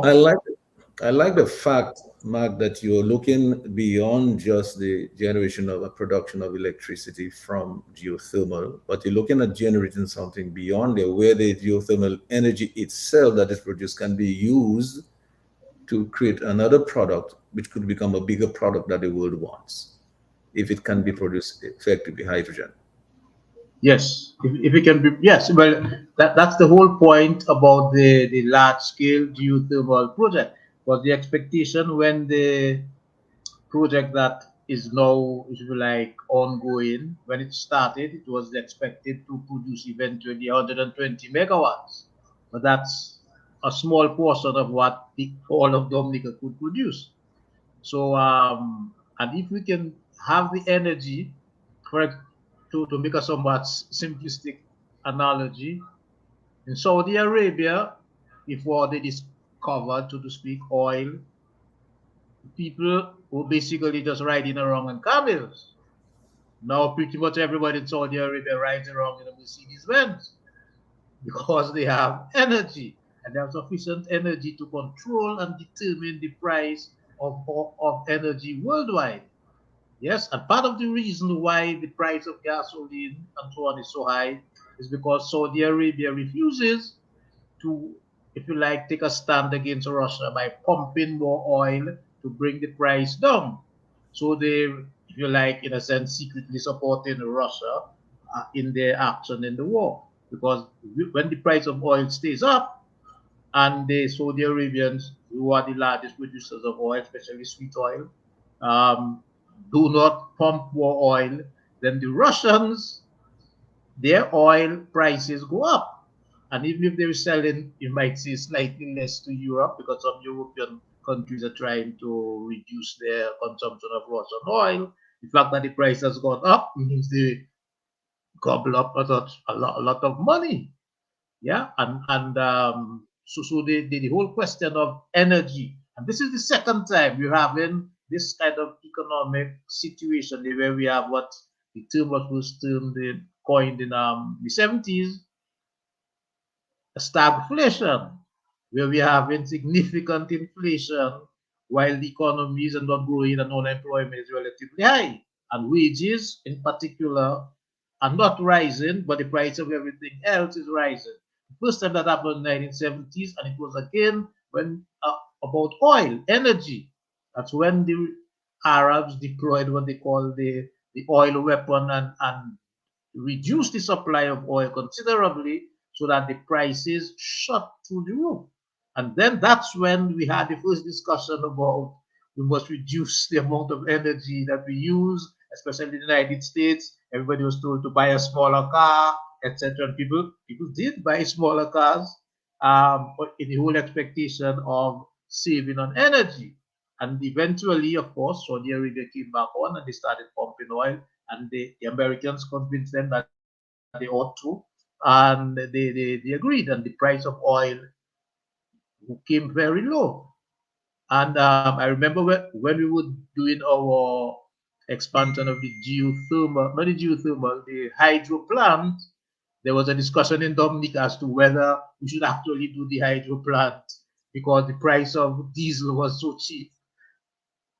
Not, luckily, the government didn't follow that advice and they decided to continue to do the hydro project because eventually the price of oil stopped being so cheap and hydro is now pretty much free. The electricity from hydro is free. So the need of the world for energy is, if you like, constant and increasing because to produce anything you need energy, and the fact that the world is, if you like, in a mechanized means that we need energy for machines that produce machines, and then we need machines, energy for machines that produce things that people consume, and we need energy for machines that carry things from one place to the other. So the amount of energy needed for mechanical, if you like, work is constantly increasing, especially if we want to keep on increasing our gross domestic product and the amount of stuff we produce. We must have a constantly increasing amount of energy. Of course, engineers like Dr. Bunker is working very hard to reduce to increase the efficiency of machines so that they need less energy to do the same work they used to do before. But I tell my friend who calls me up every month from Dublin to ask me about my when I'm paying my bill and so on. I remind her that she's the person best placed in Dominica to Mark, tell us how. can I interrupt you one sec, Mark? I think Lambi's getting his telephone thing under control. Okay, Lambi, you all want to right. take a call? I'm Yes. right back. Caller, please go ahead. Yeah, I just want to add another angle. I really want to get talk too much about the various type of renewable energy, which Dominica have a whole lot of, from geothermal, hydro, wind, solar, and actually in the hydro, not only that we could produce hydro, but also we could use some of the hydro dams to for irrigation, especially in the current period. But the part I think that is missing there is that energy not used is energy that you don't have to produce. You don't have to produce. For instance, a lot of our buildings are inefficient. Are just totally inefficient, and they're using much more power than they need. Our windows are not the correct type of windows, so they are not properly ventilated. So some of our roofs, the heat is coming directly from the sun, heating up the inside of the building. So there are a number of things that we could do to make the building more efficient. And then briefly on the question about tire. In this day and age, when we're talking about climate emergency or the climate crisis, we still wearing three-piece suit in that hot sun. I mean, that's crazy. So we have to start seriously thinking that we talk about energy efficiency and the attire that we use in the Caribbean. We cannot continue doing what we're doing there and think that we are serious, because at the end of the climate change will affect us much more and much earlier than the rest of the world. Thank you. Thank you very much, caller. Appreciate it. Great contribution. Obviously, I mean, we have not really mentioned in the term climate change and climate, but I mean, obviously, that's making a big impact on the world. And this is part of the reasons why we're looking at renewable. And so clearly this is a case for it. So Mark, let me just go back to you because I think you were completing the point there. Because but what I get a sense though, Mark, is that we're being instructed really by all of what we're saying there that we need to reduce our dependence on fossils. Clearly, that's where the world is going. It's not good for our carbon footprint. It's not good for our health. It is not good for our production of our agriculture and all of that thing. We don't want to get all these chemicals in there. So I think the renewable options we're looking at, it's a good way. It's a good thing that we are doing this now. And but I agree that the geothermal that you're talking about, it has its place. Mhm. I would really like to see it being developed in a very serious way, that it can go beyond just generating a certain percentage of our electric for consumption, because I'm not sure that the French will still be interested, for example, the closest people to us, they used to be interested in actually investing in moving this thing across. So I'm not sure they still are. So it means I'm not sure it's worth our while to think about getting it to them. It probably is not cost effective for us to do that. The price will be too high by the time we get to sell them. So it seems to me that we may have to look beyond that and say, okay, so we generate a certain amount of that for consumption, and a lot of what we generate, electricity, will be used to create some other product which we could sell, which I think you're suggesting Hydrogen. hydrogen could be one of those products. Yeah. Right, right. Well, precisely that, because as I said sometime when we started the back of the hand calculation we had made, and the last caller was my colleague there, Mr. Douglas, by the way, that we had made back in 2002. There we were talking about like $100 million for the cabling. However, now that the production of energy from hydrogen using fusion technique, yes, is finally been broken, and they building the first reactor, I said, in France, that will prove the point that we can produce it on fairly large scale for to replace the fission reactors. That means that the need for us to send the electricity itself directly to Guadeloupe or Martinique in a cable no longer is necessary, because if they have the hydrogen reactor in Martinique, one suitable for their size, of course, and one or more in Guadeloupe, then we send them not electricity in a cable, we send them hydrogen in a boat. You know, just like we import cooking gas, for example, from Trinidad, Venezuela in a boat. Then we send them hydrogen, which is a gas, in a boat. And they would put it into their reactor and have their electricity like that. So what we have to always be conscious of is what's going to come.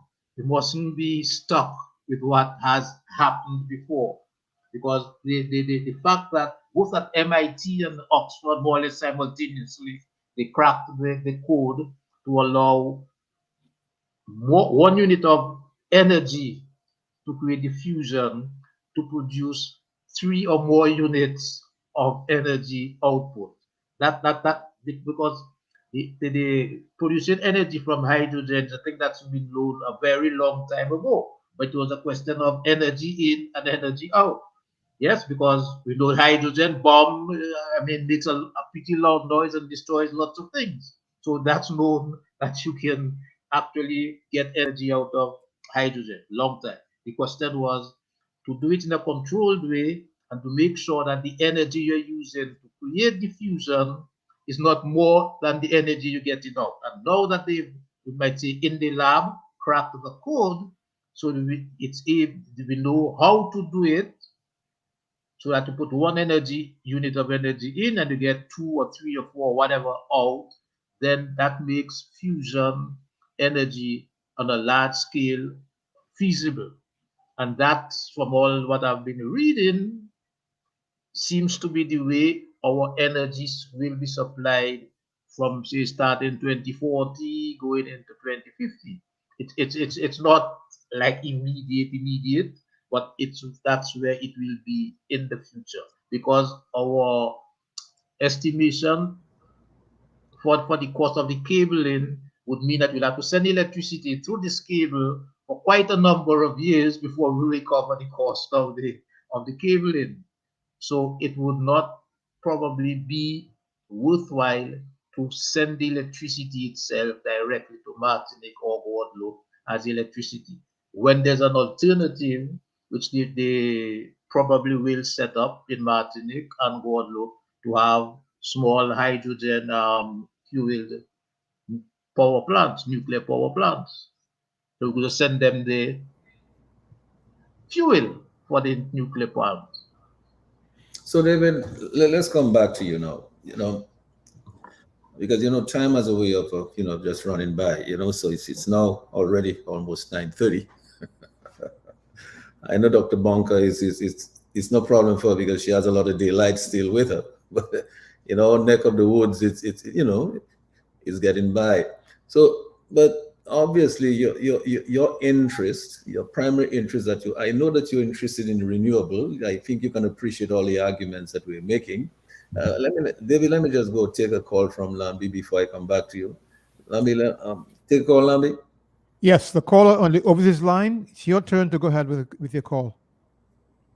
Greetings, gentlemen. Hello.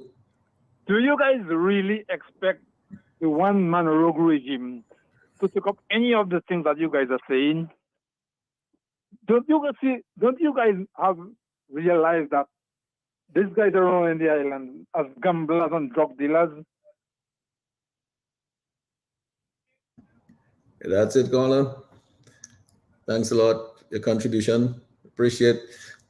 David, I was going back to you to let's look at this again, because obviously your area of focus is solar, but I don't think there's any argument really. There's no argument that can be made against solar. It's established. There's people here have solar panels on their homes, some of them right here. There's a company here, Marino Enterprises. They were engaged in solar for quite some time. And so solar is happening. The technology is there. You can price it because the cost is there. What a disadvantage that we can think of, that we should not be looking at a certain percentage of our mix in solar. I don't see any disadvantage, do you?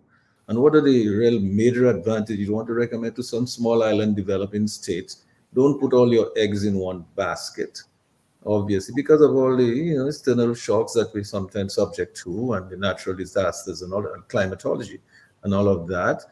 Don't put all your eggs in one basket. So if we're going to make a case, make the case for solar. It is a bit confusing to me. I was on the other side of this debate 10 years ago.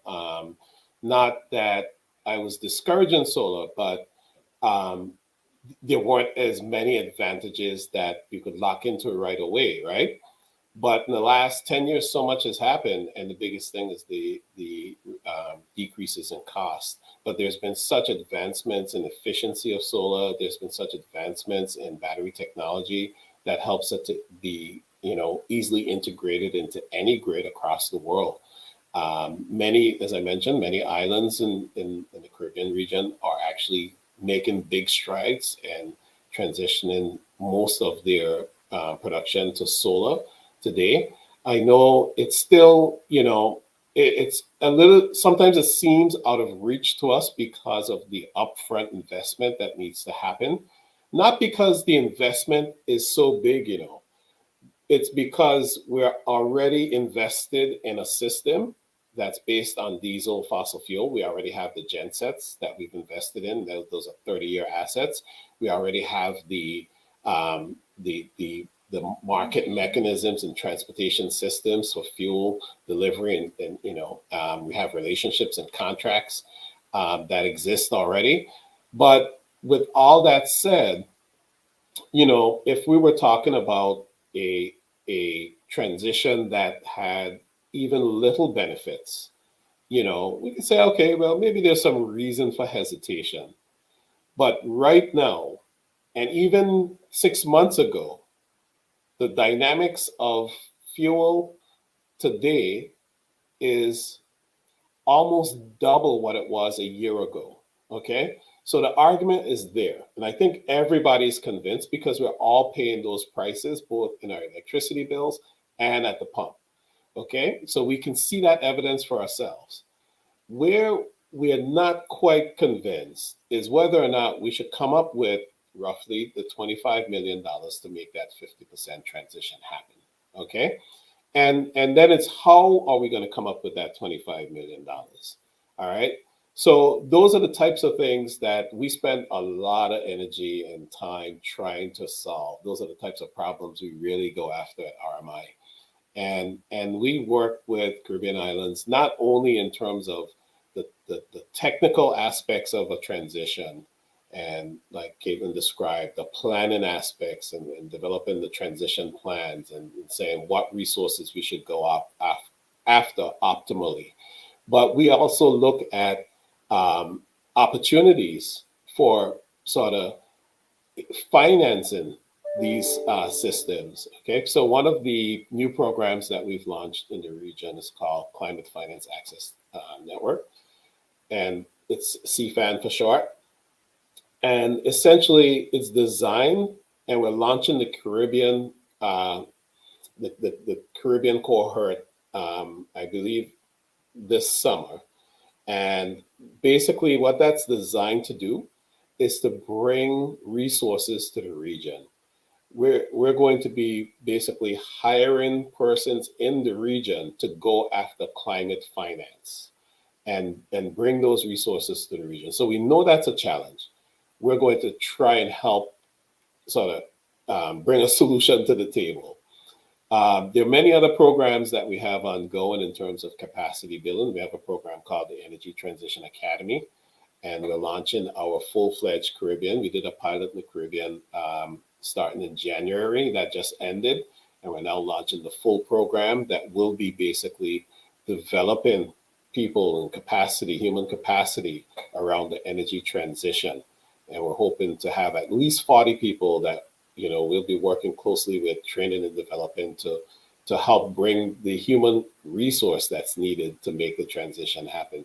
So we know there are many little challenges that we face in the region. But let's go back to the finance one for a second. We know we have the monies to make it happen, okay?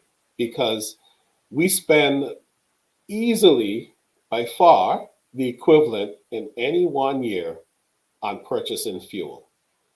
And that purchase is financed through electricity bills. Okay, so we know we have the means to actually pay the cost to make the transition happen. And like I said, if we can do this and make it happen in 3 years, or the payback period in 3 years, okay, let's say we need a bridge through a loan, all right, and that could come through the combination of loan, grants, and blended finance, and that's a new term in climate finance. Let's say we come up with some blended finance opportunity, a combination of loans, grants, and private investment to make this happen. That gives us the bridge, that gives us the 25 million upfront and a means to repay that, okay? Whether it's a loan that we have to repay over 5 years or 10 years, whether it's an investment where we have to repay a percentage to a private investor over the period of time, all right? Whatever it may be, remember I said the payback is roughly 3 years. Even if we add in the cost of debt, the cost of an outright loan, or the cost of some kind of payback, we're talking about a tremendous amount of savings on top of all of that. All right. So even if we move the 3 years to 4 years, we're still talking about a significant amount of savings. So we have so much room and so much opportunity. So the concerns about any upfront cash that we have to expend in order to make this transition happen shouldn't really concern us too deeply, because the payback is so tremendous that we can pay a private investor, we can pay loans, and we can do all of that. Remember, the payback period is about 3 years. We can stretch that to 4 years, considering we have to do all these other things, and still pay back 100%. And after that, we still have a 20-year asset And actually, in reality, it's more like a 25-year asset. So for the next 20 years, we have continuous returns on that investment that we make today. So whatever the challenges are, I'm hoping that we've sort of addressed them and demonstrated that there is a pathway to make this happen. And we're always open to continuing this discussion. I know we had limited time tonight, but we're always open to continuing this discussion. If anyone has questions, RMI is an open book. We're independent, we're nonprofit, we're not vested in this, other than to say we're champions for the climate, for climate change, and we see the means of doing that is through the energy transition. Yes, and Lambi, I think, let me go. I know you're holding a couple of calls. Lambi, you want to take a call? Yes, caller, are you still there? Please go ahead. Good evening, Dominica. Good We evening. have a prime minister. And I know most of the panelists is older than him. You don't think at his age that he should be excited about renewable energy? At his age, not too long before Obama, Labour Party came in power. And when Obama took power, Obama really put effort into renewable energy. You think for a group of young people, they would not have been excited? If I were to ask the government, how many vehicles they have now running on electricity or on current, I don't believe the government have no vehicle that they could use as an example going forward for renewable energy. And yet still we are boasting to the world that we want Dominica to be green nature island of the Caribbean or nature island of the world. We have a government that's 22 years in power. The debt of the country is over 1 billion and more. Yet still we don't even have a proper energy structure. How much more is going to take us by the time they try to better what we have? God bless Dominica. Thank you. And thanks a lot. Point well taken. If you have, let me just go ahead back to David then, because the caller made the point. Have you had an opportunity to engage with Domlek or any persons in the government to get a chance to discuss the possibility of solar on the scale that we're talking about? No, we have not as yet. We are now doing a across the board Caribbean launch in terms of getting the message out. But we welcome to have a discussion. I have very good friends at Dominic, so we could always approach them and have that discussion. We always welcome that discussion with the government at any time. We have, there are a number of islands that we focus in the region. We haven't had the opportunity to work in depth in Dominica. We have done some work in Dominica over the past year. But I think it's one of those things where you have limited resources, so we can't always work in every island, but we always welcome continued conversations with governments and utilities because other than being an advocate for transitioning our energy systems for the many benefits that we talked about all night, we try to be a partner with particularly governments and utilities. But what are the islands that you're now working with now, David? Any of the islands you're working with now? Yeah, Kaithlyn, I don't know if you want to take that question. I'm happy to, sure. So over the years, we've worked with, I think our total's up to 19 islands in the Caribbean. A few where we have a lot of comprehensive work going on right now would include the Bahamas, Bermuda, the British Virgin Islands, St. Lucia, Puerto Rico. I'm sure I'm missing a few here, David. There's some where we are doing, one specific effort. And somewhere we're working more across the board on what does this transition look like across the whole island. Yeah, and as Kaithlyn mentioned, we've worked across 19 different. So from year to year, it may switch. There are some islands where we have a countries where we have worked consistently, um, and that's just the nature of how the program is designed. Um, but but particularly, it shifts from year to year depending on the types of projects that we're working on. All right. Well, all good things have to come to an end at some point or the other. And this one looks like we have to, it's time to start winding down, David. I wanted to go to Mark Marie to sort of make your final comments, Mark, as we come to a close. I know I know you like the idea of the what can come out of geothermal. I know you like hydro because we have some experience in that, but I can see already that you're convinced that there are some possibilities for solar. Mark, your closing remarks, Mark? You need to, My closing comments are that yeah. definitely a mix of renewable energy for local Hmm. consumption is definitely feasible and useful, in fact, so that we have multiple sources for our energy needs on the island. However, beyond or just our own energy consumption needs, we need to have something to export because our export earnings are not very large from the usual normal exports that countries make.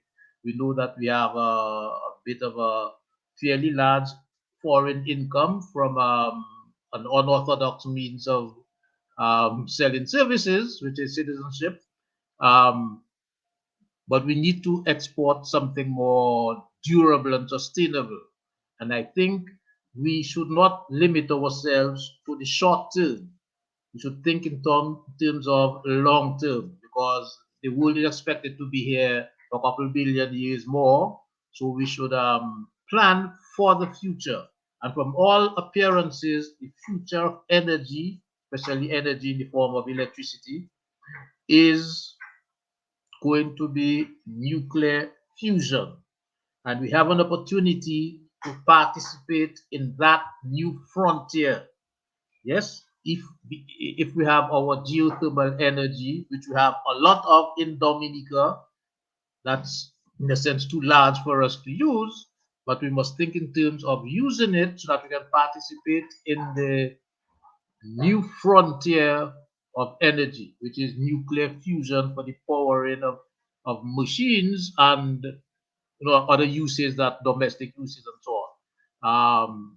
That's where I think we should be thinking of so that now, especially that we have done already quite a bit of expenditure on preliminary studies and so on to make sure that the geothermal thing that we have now is workable, that we should work towards getting our production of geothermal energy as large as possible, bearing in mind, as Dr. Bunker said, there the need for leaving land for other uses, for housing, agriculture, recreation, etc. That so that we can participate in the new form of energy that's going to power the world. Yes, and And Mark, the other thing too is that we have to look at the linkages, right? mhm, Because I mean, obviously, there's linkages for the industry. You have your agriculture, which is one of the mainstays of a country like Dominica, the nature island of the Caribbean. So it's obvious that there's certain amount of consideration has to be given to agriculture as a major sector.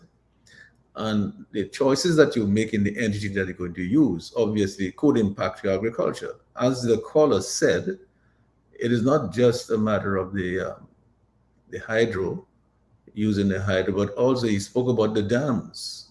And you mhm. could collect this water and provide irrigation for your farms. So Yes, of course. so, in other words, so when we look at the possibilities and all of those options, we have to take in consideration the linkages, the backward and forward linkages. As you're looking at forward linkages with the market for hydrogen, for example, as a major export, which is great, as a Mhm. commodity because it's easy to carry the tanks. The tanks are there already, boats are there already. But I think, Mark, let's comment a little bit about that linkage with our agriculture because I do not see solar impacting agriculture in a negative way, except insofar as it were to take up land that might be zoned up for agriculture, but I would imagine that there would be zones. And if you're looking specifically at the West Coast, then certainly you're not looking at taking up too much agricultural land in the interior on the East Coast and so on. So let us take a look at that linkage for a minute, Mark, if you'd like to. I'm looking Well, at yes, it as an economist. I want you to put on your cap as an economist now. right. There are always what are called the externalities when one engages in any activity. Some externalities are negative and some are positive. So, in terms of any activity which we should undertake, for example, in terms of the technology that we choose to use for geothermal, we'd have to think of the negative and positive externalities. Some technologies are more, if you like, polluting than others. And there are newer technologies that are being used now that lower the risk of pollution from production of energy through geothermal means.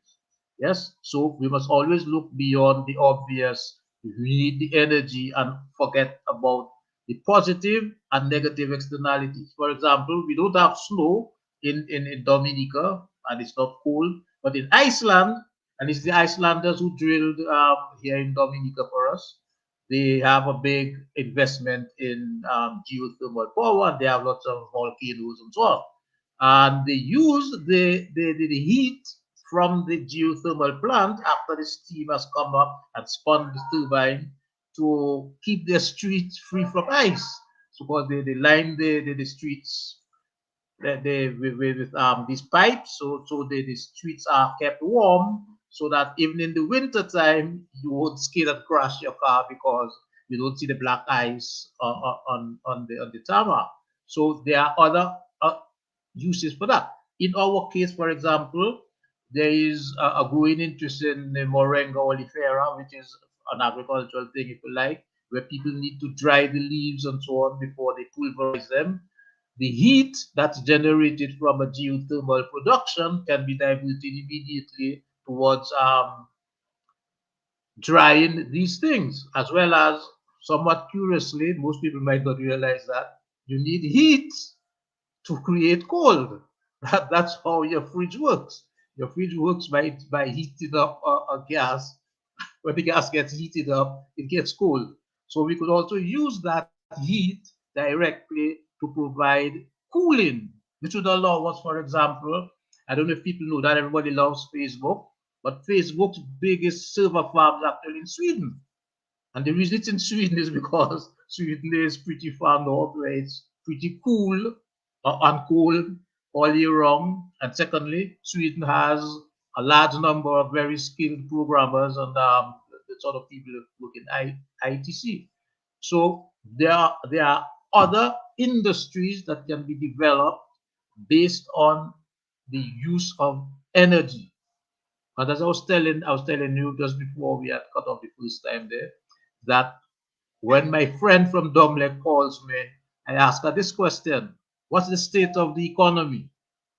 And she finds that amusing. But I explain to her, like, she's in a position to know what the state of the economy is, because the state of the economy is reflected in the consumption of electricity. So if Right. electricity is consumption is going down, she can confidently say the economy is not producing as much this year as it did last year, because energy and your economic well-being go together. Yeah, even your physical body, your the state of your health is reflected in your energy consumption and your energy output.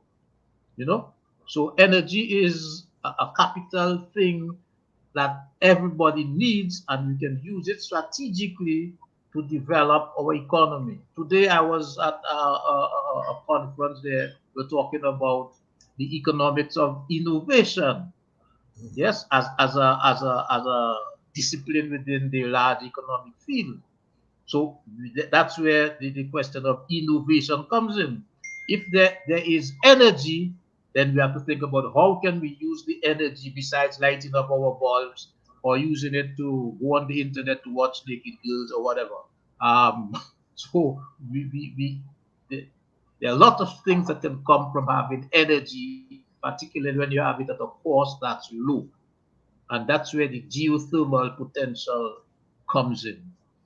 And as David said, and I agree with him definitely, that in the short term, we should look towards these already established, in at least in the Caribbean, alternative sources of producing energy like solar, some more hydro, and some wind. And between these three sources, I think we could probably produce all the electricity we consume locally.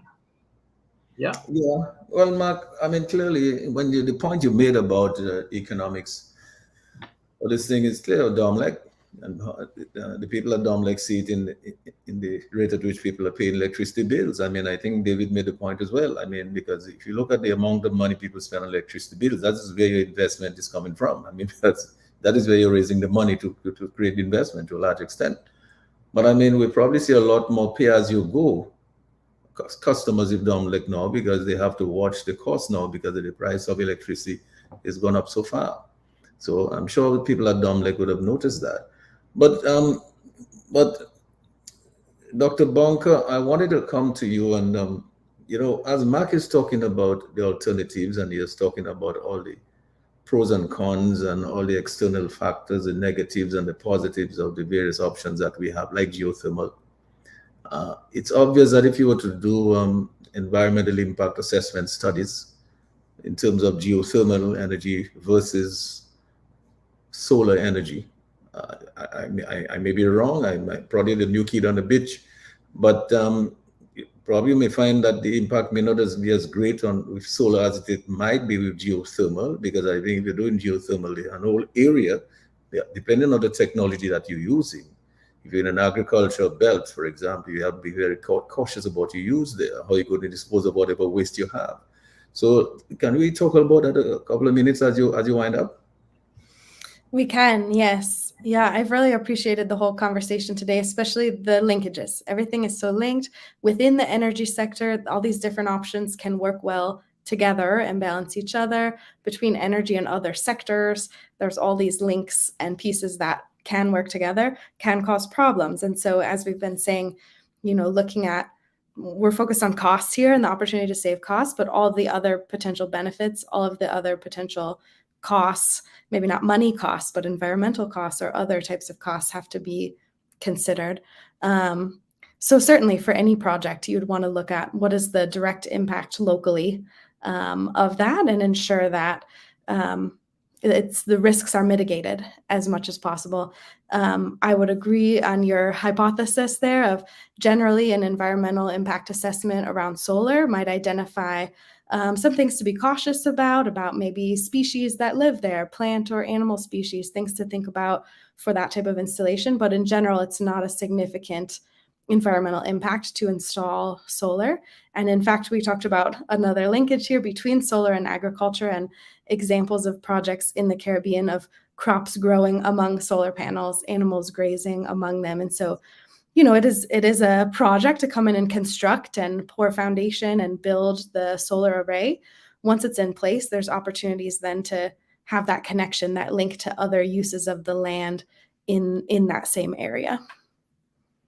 But tell me, what are you finding generally, some of the islands that you're working with? What is the experience like for some of the islands, and from, in terms of the experience that you yourself are getting from working with them? Because I'm sure each island is kind of different to some extent. Some may be similar, but some of them will be different. What are you finding, and what are the major advantages? In other words, these people are taking an opportunity and making an investment in the future. But the future is now really, because it's already making savings, right? And they're recovering. If you're recovering your investment in 3 to 5 years, it's almost like now, So because things are moving so quickly these days, 5 years is a very short space of time. And so what are you finding when you look at some of these islands, the benefits that they reap in, the difficulties that they have in, the challenges that they encounter in getting there, and the challenges for the policymakers in taking those decisions, and whether it's a private sector you're dealing with or the public? What are you finding in some of the islands? Sure. Well, you're absolutely right. Each island is different. I learn something every time I visit an island. Every time I talk to somebody from a different island, I continue to learn more and more and understand what are the priorities of each specific place. But some of the commonalities that I've seen, in particular among islands that are pursuing renewable energy, pursuing solar as part of that, is a focus on their local priorities, what's important locally, and the opportunity for local ownership. And in some cases, that means literally owning the panels, right? Whether that's the utility company or a community within an island. But I mean ownership more broadly than that as well, the ownership over the energy transition. And island residents saying, this is what's important to us. This is what we want to see. And we see how solar can move us in that direction. And so we're playing a part of that. We're making the decisions. We're owning the future of our island. And so that for me has been a common theme when I speak with, whether it's the utility, a local community, the government, all kinds of stakeholders within islands, of the opportunity for that local driving from locally of what they want to see and making that happen has been a big impact. But how easy has it been? Locals obviously want to see some kind of ownership, and it's good for people to have ownership of their resources. How easy has it been for some of the locals in some of the islands to take a piece of that ownership there? Sure. Yeah. Sure. It depends on the place. Again, as I mentioned, sometimes that looks like actual ownership, right? Owning the project. Sometimes it looks more like saying, this is where we want to go. We want our utility to go after this and the utility to own the project. And as the utility that is really owned by the whole island, as the utility serves our whole island, and that impacts all of our electricity costs, all of our air that we breathe every day. And so seeing both communities within islands, right? Certain specific places within, but then each island itself as a whole community. And seeing people come together and say, yes, we see this transition happening and we see the benefits it has for us, even if it is the utility owning a project or the government owning a project or a private individual owning a project. It's all part of the future of the island that we want to see. Yes, and David, well, you have the final word. Thanks so much for that, Dr. Bunker. David, you have the final word. You can see now, let's put the whole thing together. We covered some ground here tonight. We looked at various mixes. We looked at some challenges. We looked at some impacts, some negative, some positive. We looked at some benefits. We looked at some costings and some investment options. Obviously, I mean, it looks attractive. You can recover your investment within 5 years. And then after that, you're practically on a free joy ride, right? So, I mean, it's a good thing to think about. I mean, it's something that you can sell to policymakers. I'm sure you've sold to some of them in the region because they like to think, hey, we own our stuff in 5 years, right? And if the people, as Dr. Bunker was saying, if the people can have a part of that ownership, a significant part of that ownership, whether through a utility or directly by owning the panels themselves, because as you said earlier, in some cases, a lot of those panels are on rooftops, on houses. So if you have a community that's doing a development, a residential project, they can simply say, okay, we're going to build 100 homes and we're going to put panels on all of those 100 homes. And that entire community there, it can become almost self-sufficient, right? You can create some category. Let's talk about it a little bit as we wind up, David. Yeah, I think that's a great way, great segue into community solar, which is something that is to the heart of what my colleague, I say Kaithlyn, but Dr. Bunker has been talking about, and that is local ownership, right? That can vary in many ways. In Bermuda, they want to do a specific site, specific community solar site where persons who may not be able to afford to participate can be part of that investment in that local site or local project. So it takes shape in different ways in different islands. Mia Motley made a pronouncement a week ago about everyone in Barbados having the ability to invest in a rooftop solar system if they care to do so. But there are many pathways to make this happen. One of the things that you mentioned earlier is that Dominica, the government of Dominica, has repurchased the shares in Dominic. That means that Dominic is now a national asset, right? A national utility. When Dominic saves, the government and investors, the government and consumers who are citizens of the country save, right? When Dominic is successful, the country is also successful. So you can take ownership in various ways and participation in various ways. But at the end of the day, what I do like is that we're talking about all things that are beneficial, right? None of this conversation is about what is bad for Dominica. It's all about what is best for Dominica.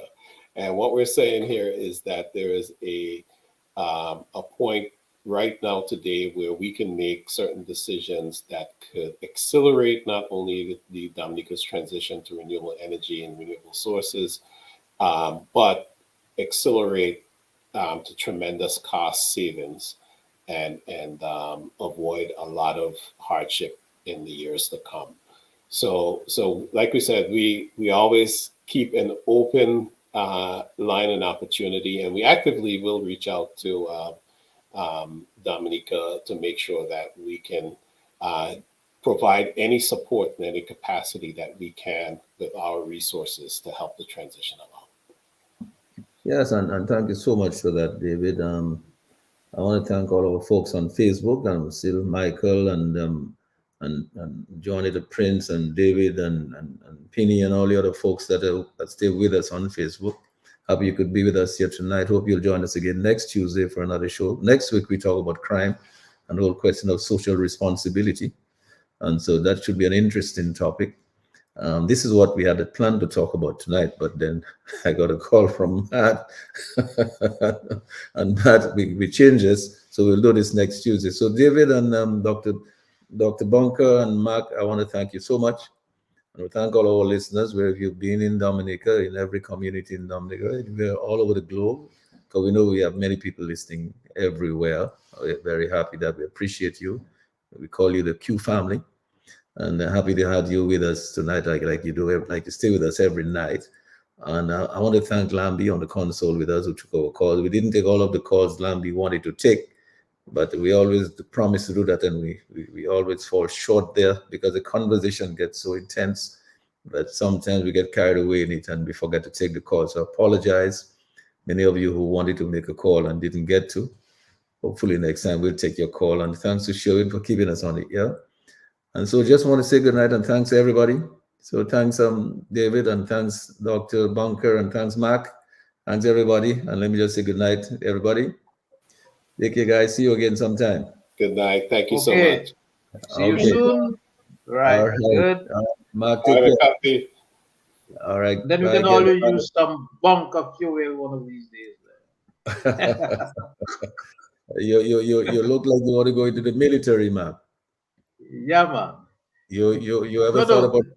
There's No? a kind of fuel that's called bunker fuel. They use it. Yeah, I know. I know. All right. All right. Good then. Everybody. Good night. Okay. Thank you all. Okay. Bye. Nature Island Dominica Civil Liberties Foundation, Inc., Nidcliff, uniting our Kalinago and Afro-Caribbean Nature Islanders and friends of Dominica, at home and abroad, coming together to help preserve the integrity of Dominica's democracy, human rights, and civil liberties, ensuring free, fair, and competitive elections on a level playing field within a system that guarantees freedom of expression, belief and association, respect for the inalienable rights of individuals and minorities, respect for the rule of law, for free communications media, and free from psychological, mental, and physical abuse of women, minors, the elderly, and young men. Meantime, the people of Salisbury were tear-gassed and shot at while they slept the night before the general election in December 2019 by local law enforcement aided and abetted by regional security forces. Patriots appear ready to take the biggest step to fight this cancer that is ravaging every organ of good governance in Dominica. Patriots appear ready to join the legal fight to have the highest court in the region decide once and for all if Dominica should continue to operate as a rogue state where the state's coffers may be starved while secretive accounts in unknown places are filled to the brim with taxpayers' money. Nidcliffe, join the fight to save Dominica from this malevolent cancer. Make your contribution, however modest, to support the legal challenge to account for Dominica's millions. The law is on your side. Every patriot should be on your side. Nidcliffe, support our radiothon, fundraising events, subscriptions, GoFundMe, and other initiatives to help raise funds to support a legal challenge against the siphoning of public funds from the Consolidated Fund and other initiatives and actions. Nidcliffe, Nature Island Dominica Civil Liberties Foundation, Inc., working to help unify and build Dominica and our Afro-Caribbean and Kalinago brothers and sisters at home and abroad. Nidcliffe, fighting to save our Nature Island Dominica. Nature Island Dominica Civil Liberties Foundation, Inc. Nidcliffe, uniting our Kalinago and Afro-Caribbean Nature Islanders and friends of Dominica at home and abroad, coming together to help preserve the integrity of Dominica's democracy, human rights, and civil liberties, ensuring free, fair, and competitive elections on a level playing field within a system that guarantees freedom of expression, belief and association, respect for the inalienable rights of individuals and minorities, respect for the rule of law, for free communications media, and free from psychological, mental, and physical abuse of women, minors, the elderly, and young men. Some reported $4 billion from the sale of Dominica's Sacrament of Sovereignty, our citizenships, are alleged to have been deposited in mysterious foreign bank accounts controlled by two men, a shady Lebanese operative and a lead policy director. It is alleged that from this fund, the authorities have illegally and corruptly paid the way for thousands of Dominicans living abroad to travel to Dominica on the eve of general elections to vote strategically to help keep their government in power. Even worse, this money, which should have legally been deposited in the Consolidated Fund, has allegedly been used for every purpose imaginable for the sole goal of allowing government to remain in power. As a result of this illegal diversion of state funds, which is publicly acknowledged, Dominicans have been economically brought to their knees, while large buildings whose ownership is unknown are sprouting all over the country. Our architectural heritage is being desecrated.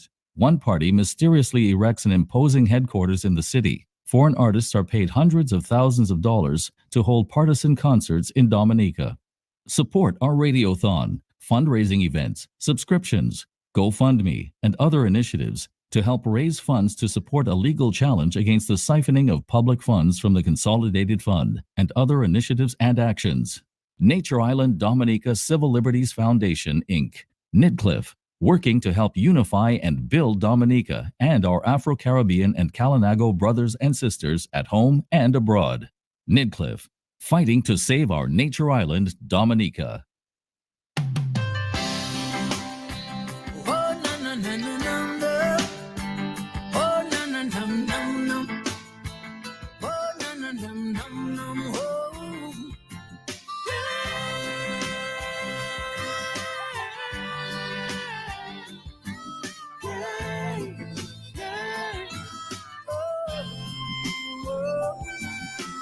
Looking out my window, and I'm a thinking of tomorrow, and I'm a wondering what the future will be. Thinking of the children who are the victims of oppression, beaten down by wars and eaten up by starvation. I'm saying, when this ugly will be over, and the children can go out and play. I wanna see when all oppression will be done, and the people will rise up and say, freedom at last,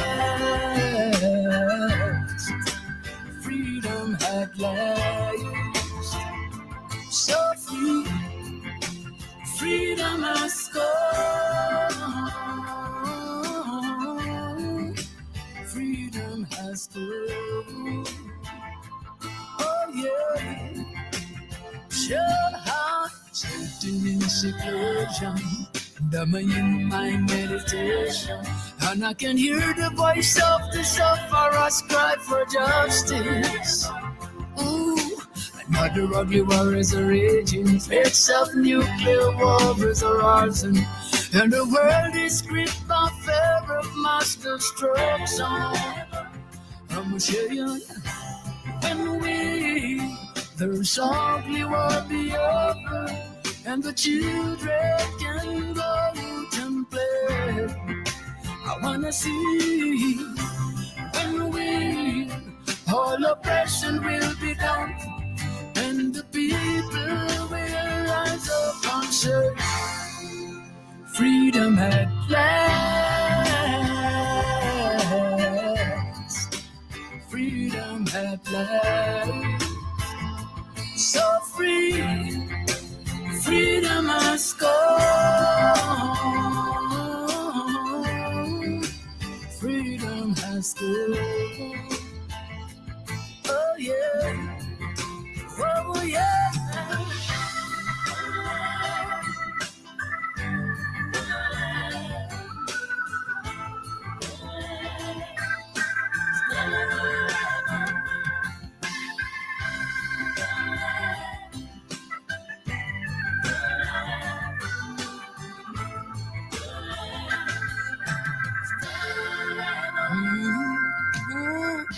So much bloodshed and sorrows. There is no future for the youths of tomorrow. Yeah. So many mothers crying, so many funerals. Oh, when will it end? Yeah, when there's only will be over, and the children can go out and play. I wanna see when all oppression will be done, and the people will rise up and say, freedom must go.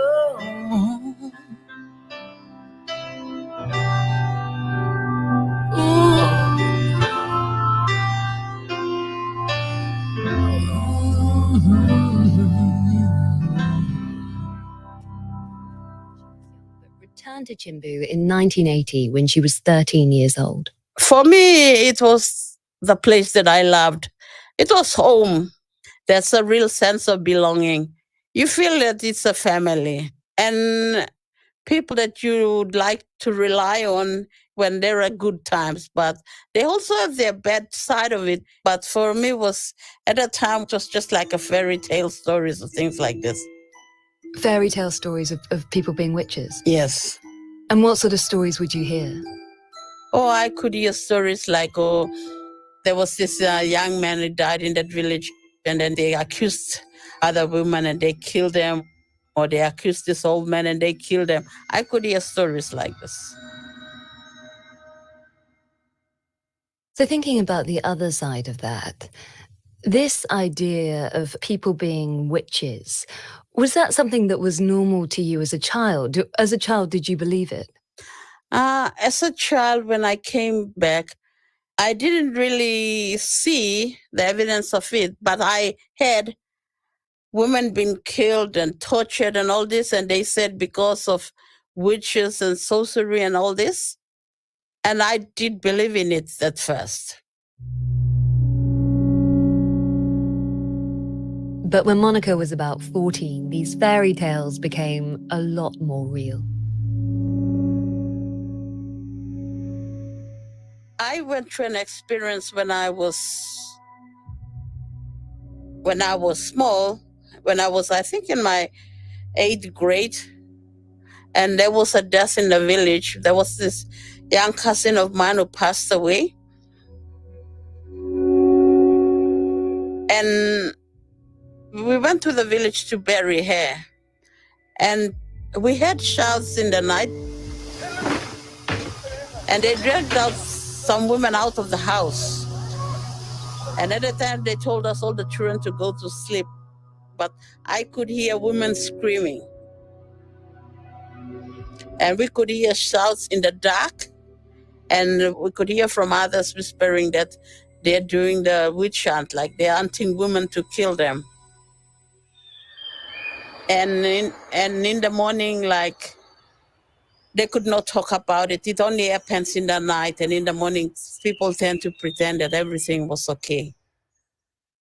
And this woman was accused of killing your young cousin through witchcraft. Yes. So when that happened, when you were young, when you heard all of that unfold in the middle of the night, did you assume that this woman had killed your cousin, that had happened? At that time, like, I never thought about that. Perhaps tales of witches, secret attacks, and women screaming in the night were just too much for Monica to wrap her head around at that age. Even though the memories are still vivid for Monica, she had more typical concerns at the time, like keeping her siblings in check. Being the eldest of 7 was the biggest role. Like, I have the responsibility of taking care of my younger siblings. I do a lot of babysitting, and also, like, I could get up very early in the morning to cook breakfast and all this. You also had this younger brother. Were you close to him? Oh, yeah, we were close. We used to play around together. Yeah, because we go swimming and we do all these things together. Because we have 2 big rivers that flows in our village. So we could go swimming, and we could, dig food, cow, and all the sweet potatoes, and come and cook them over the fire. It was like fun. We enjoyed all these things. Monica was the responsible eldest daughter, although she wasn't entirely squeaky clean. As a teenager, she loved dancing, and knowing her parents wouldn't let her out at night, she devised a plan so that she could hit the town with her friends and sneak back in without getting caught. I could go out with my friends. We could go out to dance, and then we'll come back to the house. And when we were teenagers, I had the bond with my sister. I would tie a string to her hand and then push it through the window and put it under the house. Because if I come and knock on the door, my parents would hear me coming in. So I could come and just pull the strings so that she could come and open the door, and then I could sneak in with my other friends. So it's such an elaborate system. I love that you developed that. So you would literally be yanking the string out of the window and waking up your poor sister in the middle of the night. Yeah.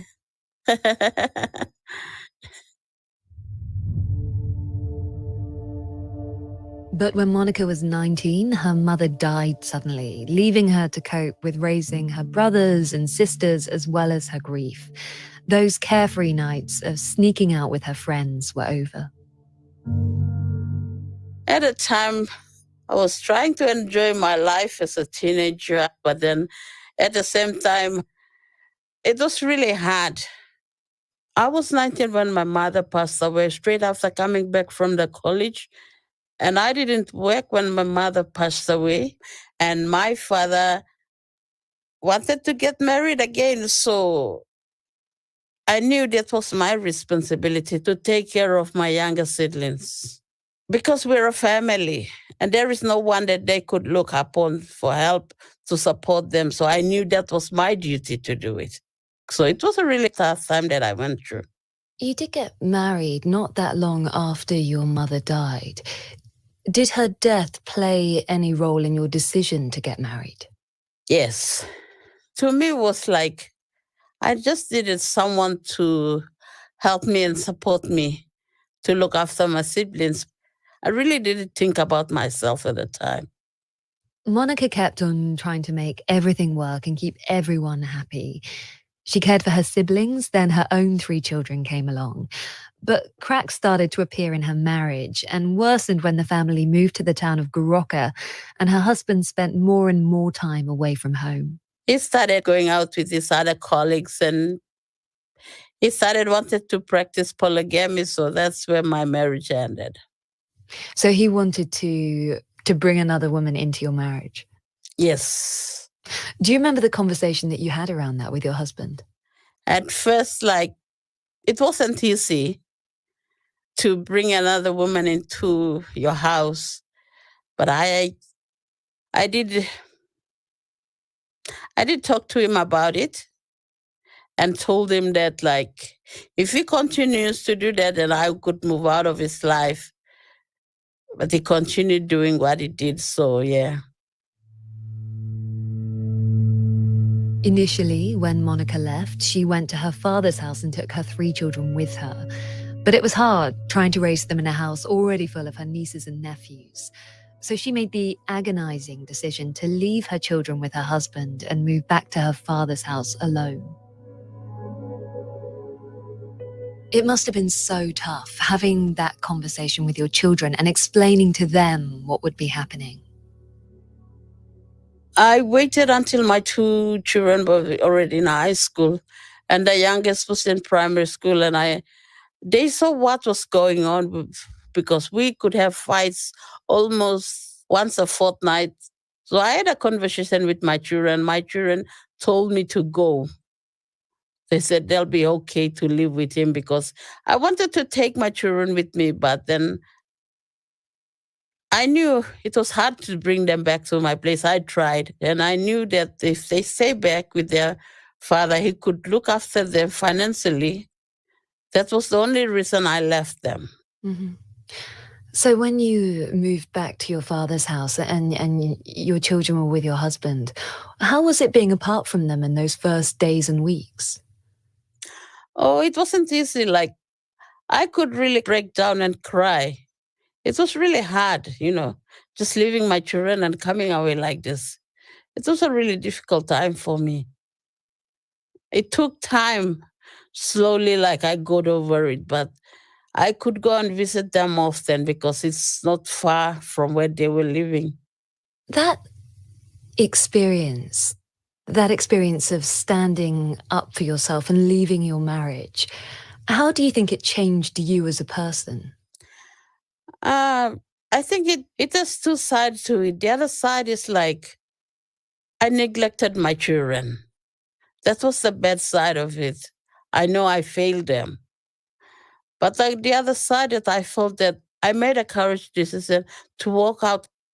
But sometimes I sit back and think that I was greedy. Like, if I stayed back, I should have looked after my children. So I used to think about it too. But I made a good decision also to walk out. Would you say that you felt like a stronger person afterwards? Yeah, when I walked out of the relationship with my husband, I felt I had more courage. As hard as it was being away from her children, Monica gradually rebuilt her life back in her father's home. But then something happened that would destroy everything she'd been working towards. It was 2005, and the day began like any other. Monica had just nipped out to buy some groceries. This was around 2 or 3 o'clock. I walked out to the shop. My father was okay when I walked out, but he went into the shower room and he collapsed. And they rushed him to the hospital. That attack, and he died. I wasn't there with him. And that was like the hardest part of my life. So you went, it all sounds like it was incredibly sudden. If it's not too painful for you to recount, how did you find out that he died? I had people saying that my father was rushed to the hospital, so I came to the house. But when I came to the house, my brother was there, and he couldn't give me a chance. I don't know, he just came up and he told me, like, you killed him. That's it. That was the word he said. So that was how you found out that your father had died. Your brother said to you, you killed him. What was going through my mind was like, I couldn't accept what he said. And also, quickly, fear just crept up in me.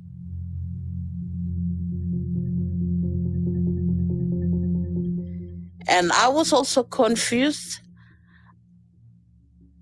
I really couldn't really describe that moment there. I didn't know what to say. I didn't know how to help myself. You killed him. And you say that fear crept up because when your brother said to you, you killed your father, the insinuation is that you had killed him because you were a witch, that you'd done it through witchcraft. Yes. Was anyone else there when he made that accusation? People were already there. They were mourning and all this, and he said it in front of people. So when he said that in front of people, how did the people around you react? The people around me are the very people that I call family and friends, and the ones that I could depend on. The moment I looked at them, I feel that I was the bad one. I could feel stigma all around me. So it was that quick. The minute he said it, you immediately felt this change in the atmosphere. Yeah, I felt a change in the atmosphere because you could see people you could see them looking at you as the bad person, and anything could happen to you. And when you say anything, when did you begin to realize how dangerous this situation could be for you? I have had stories and I have people accusing others. And for me, it was just like that. I just felt that fear in me. I could really sense that. Those memories from Monica's childhood, the accusations, the screams in the night felt chillingly close. And Monica asked herself, what will they do to me? I was just saying people could come and hit me. They could do anything. Was there anything that you could say back to him? Did you respond to him when he said that? I just said, how could you call me that?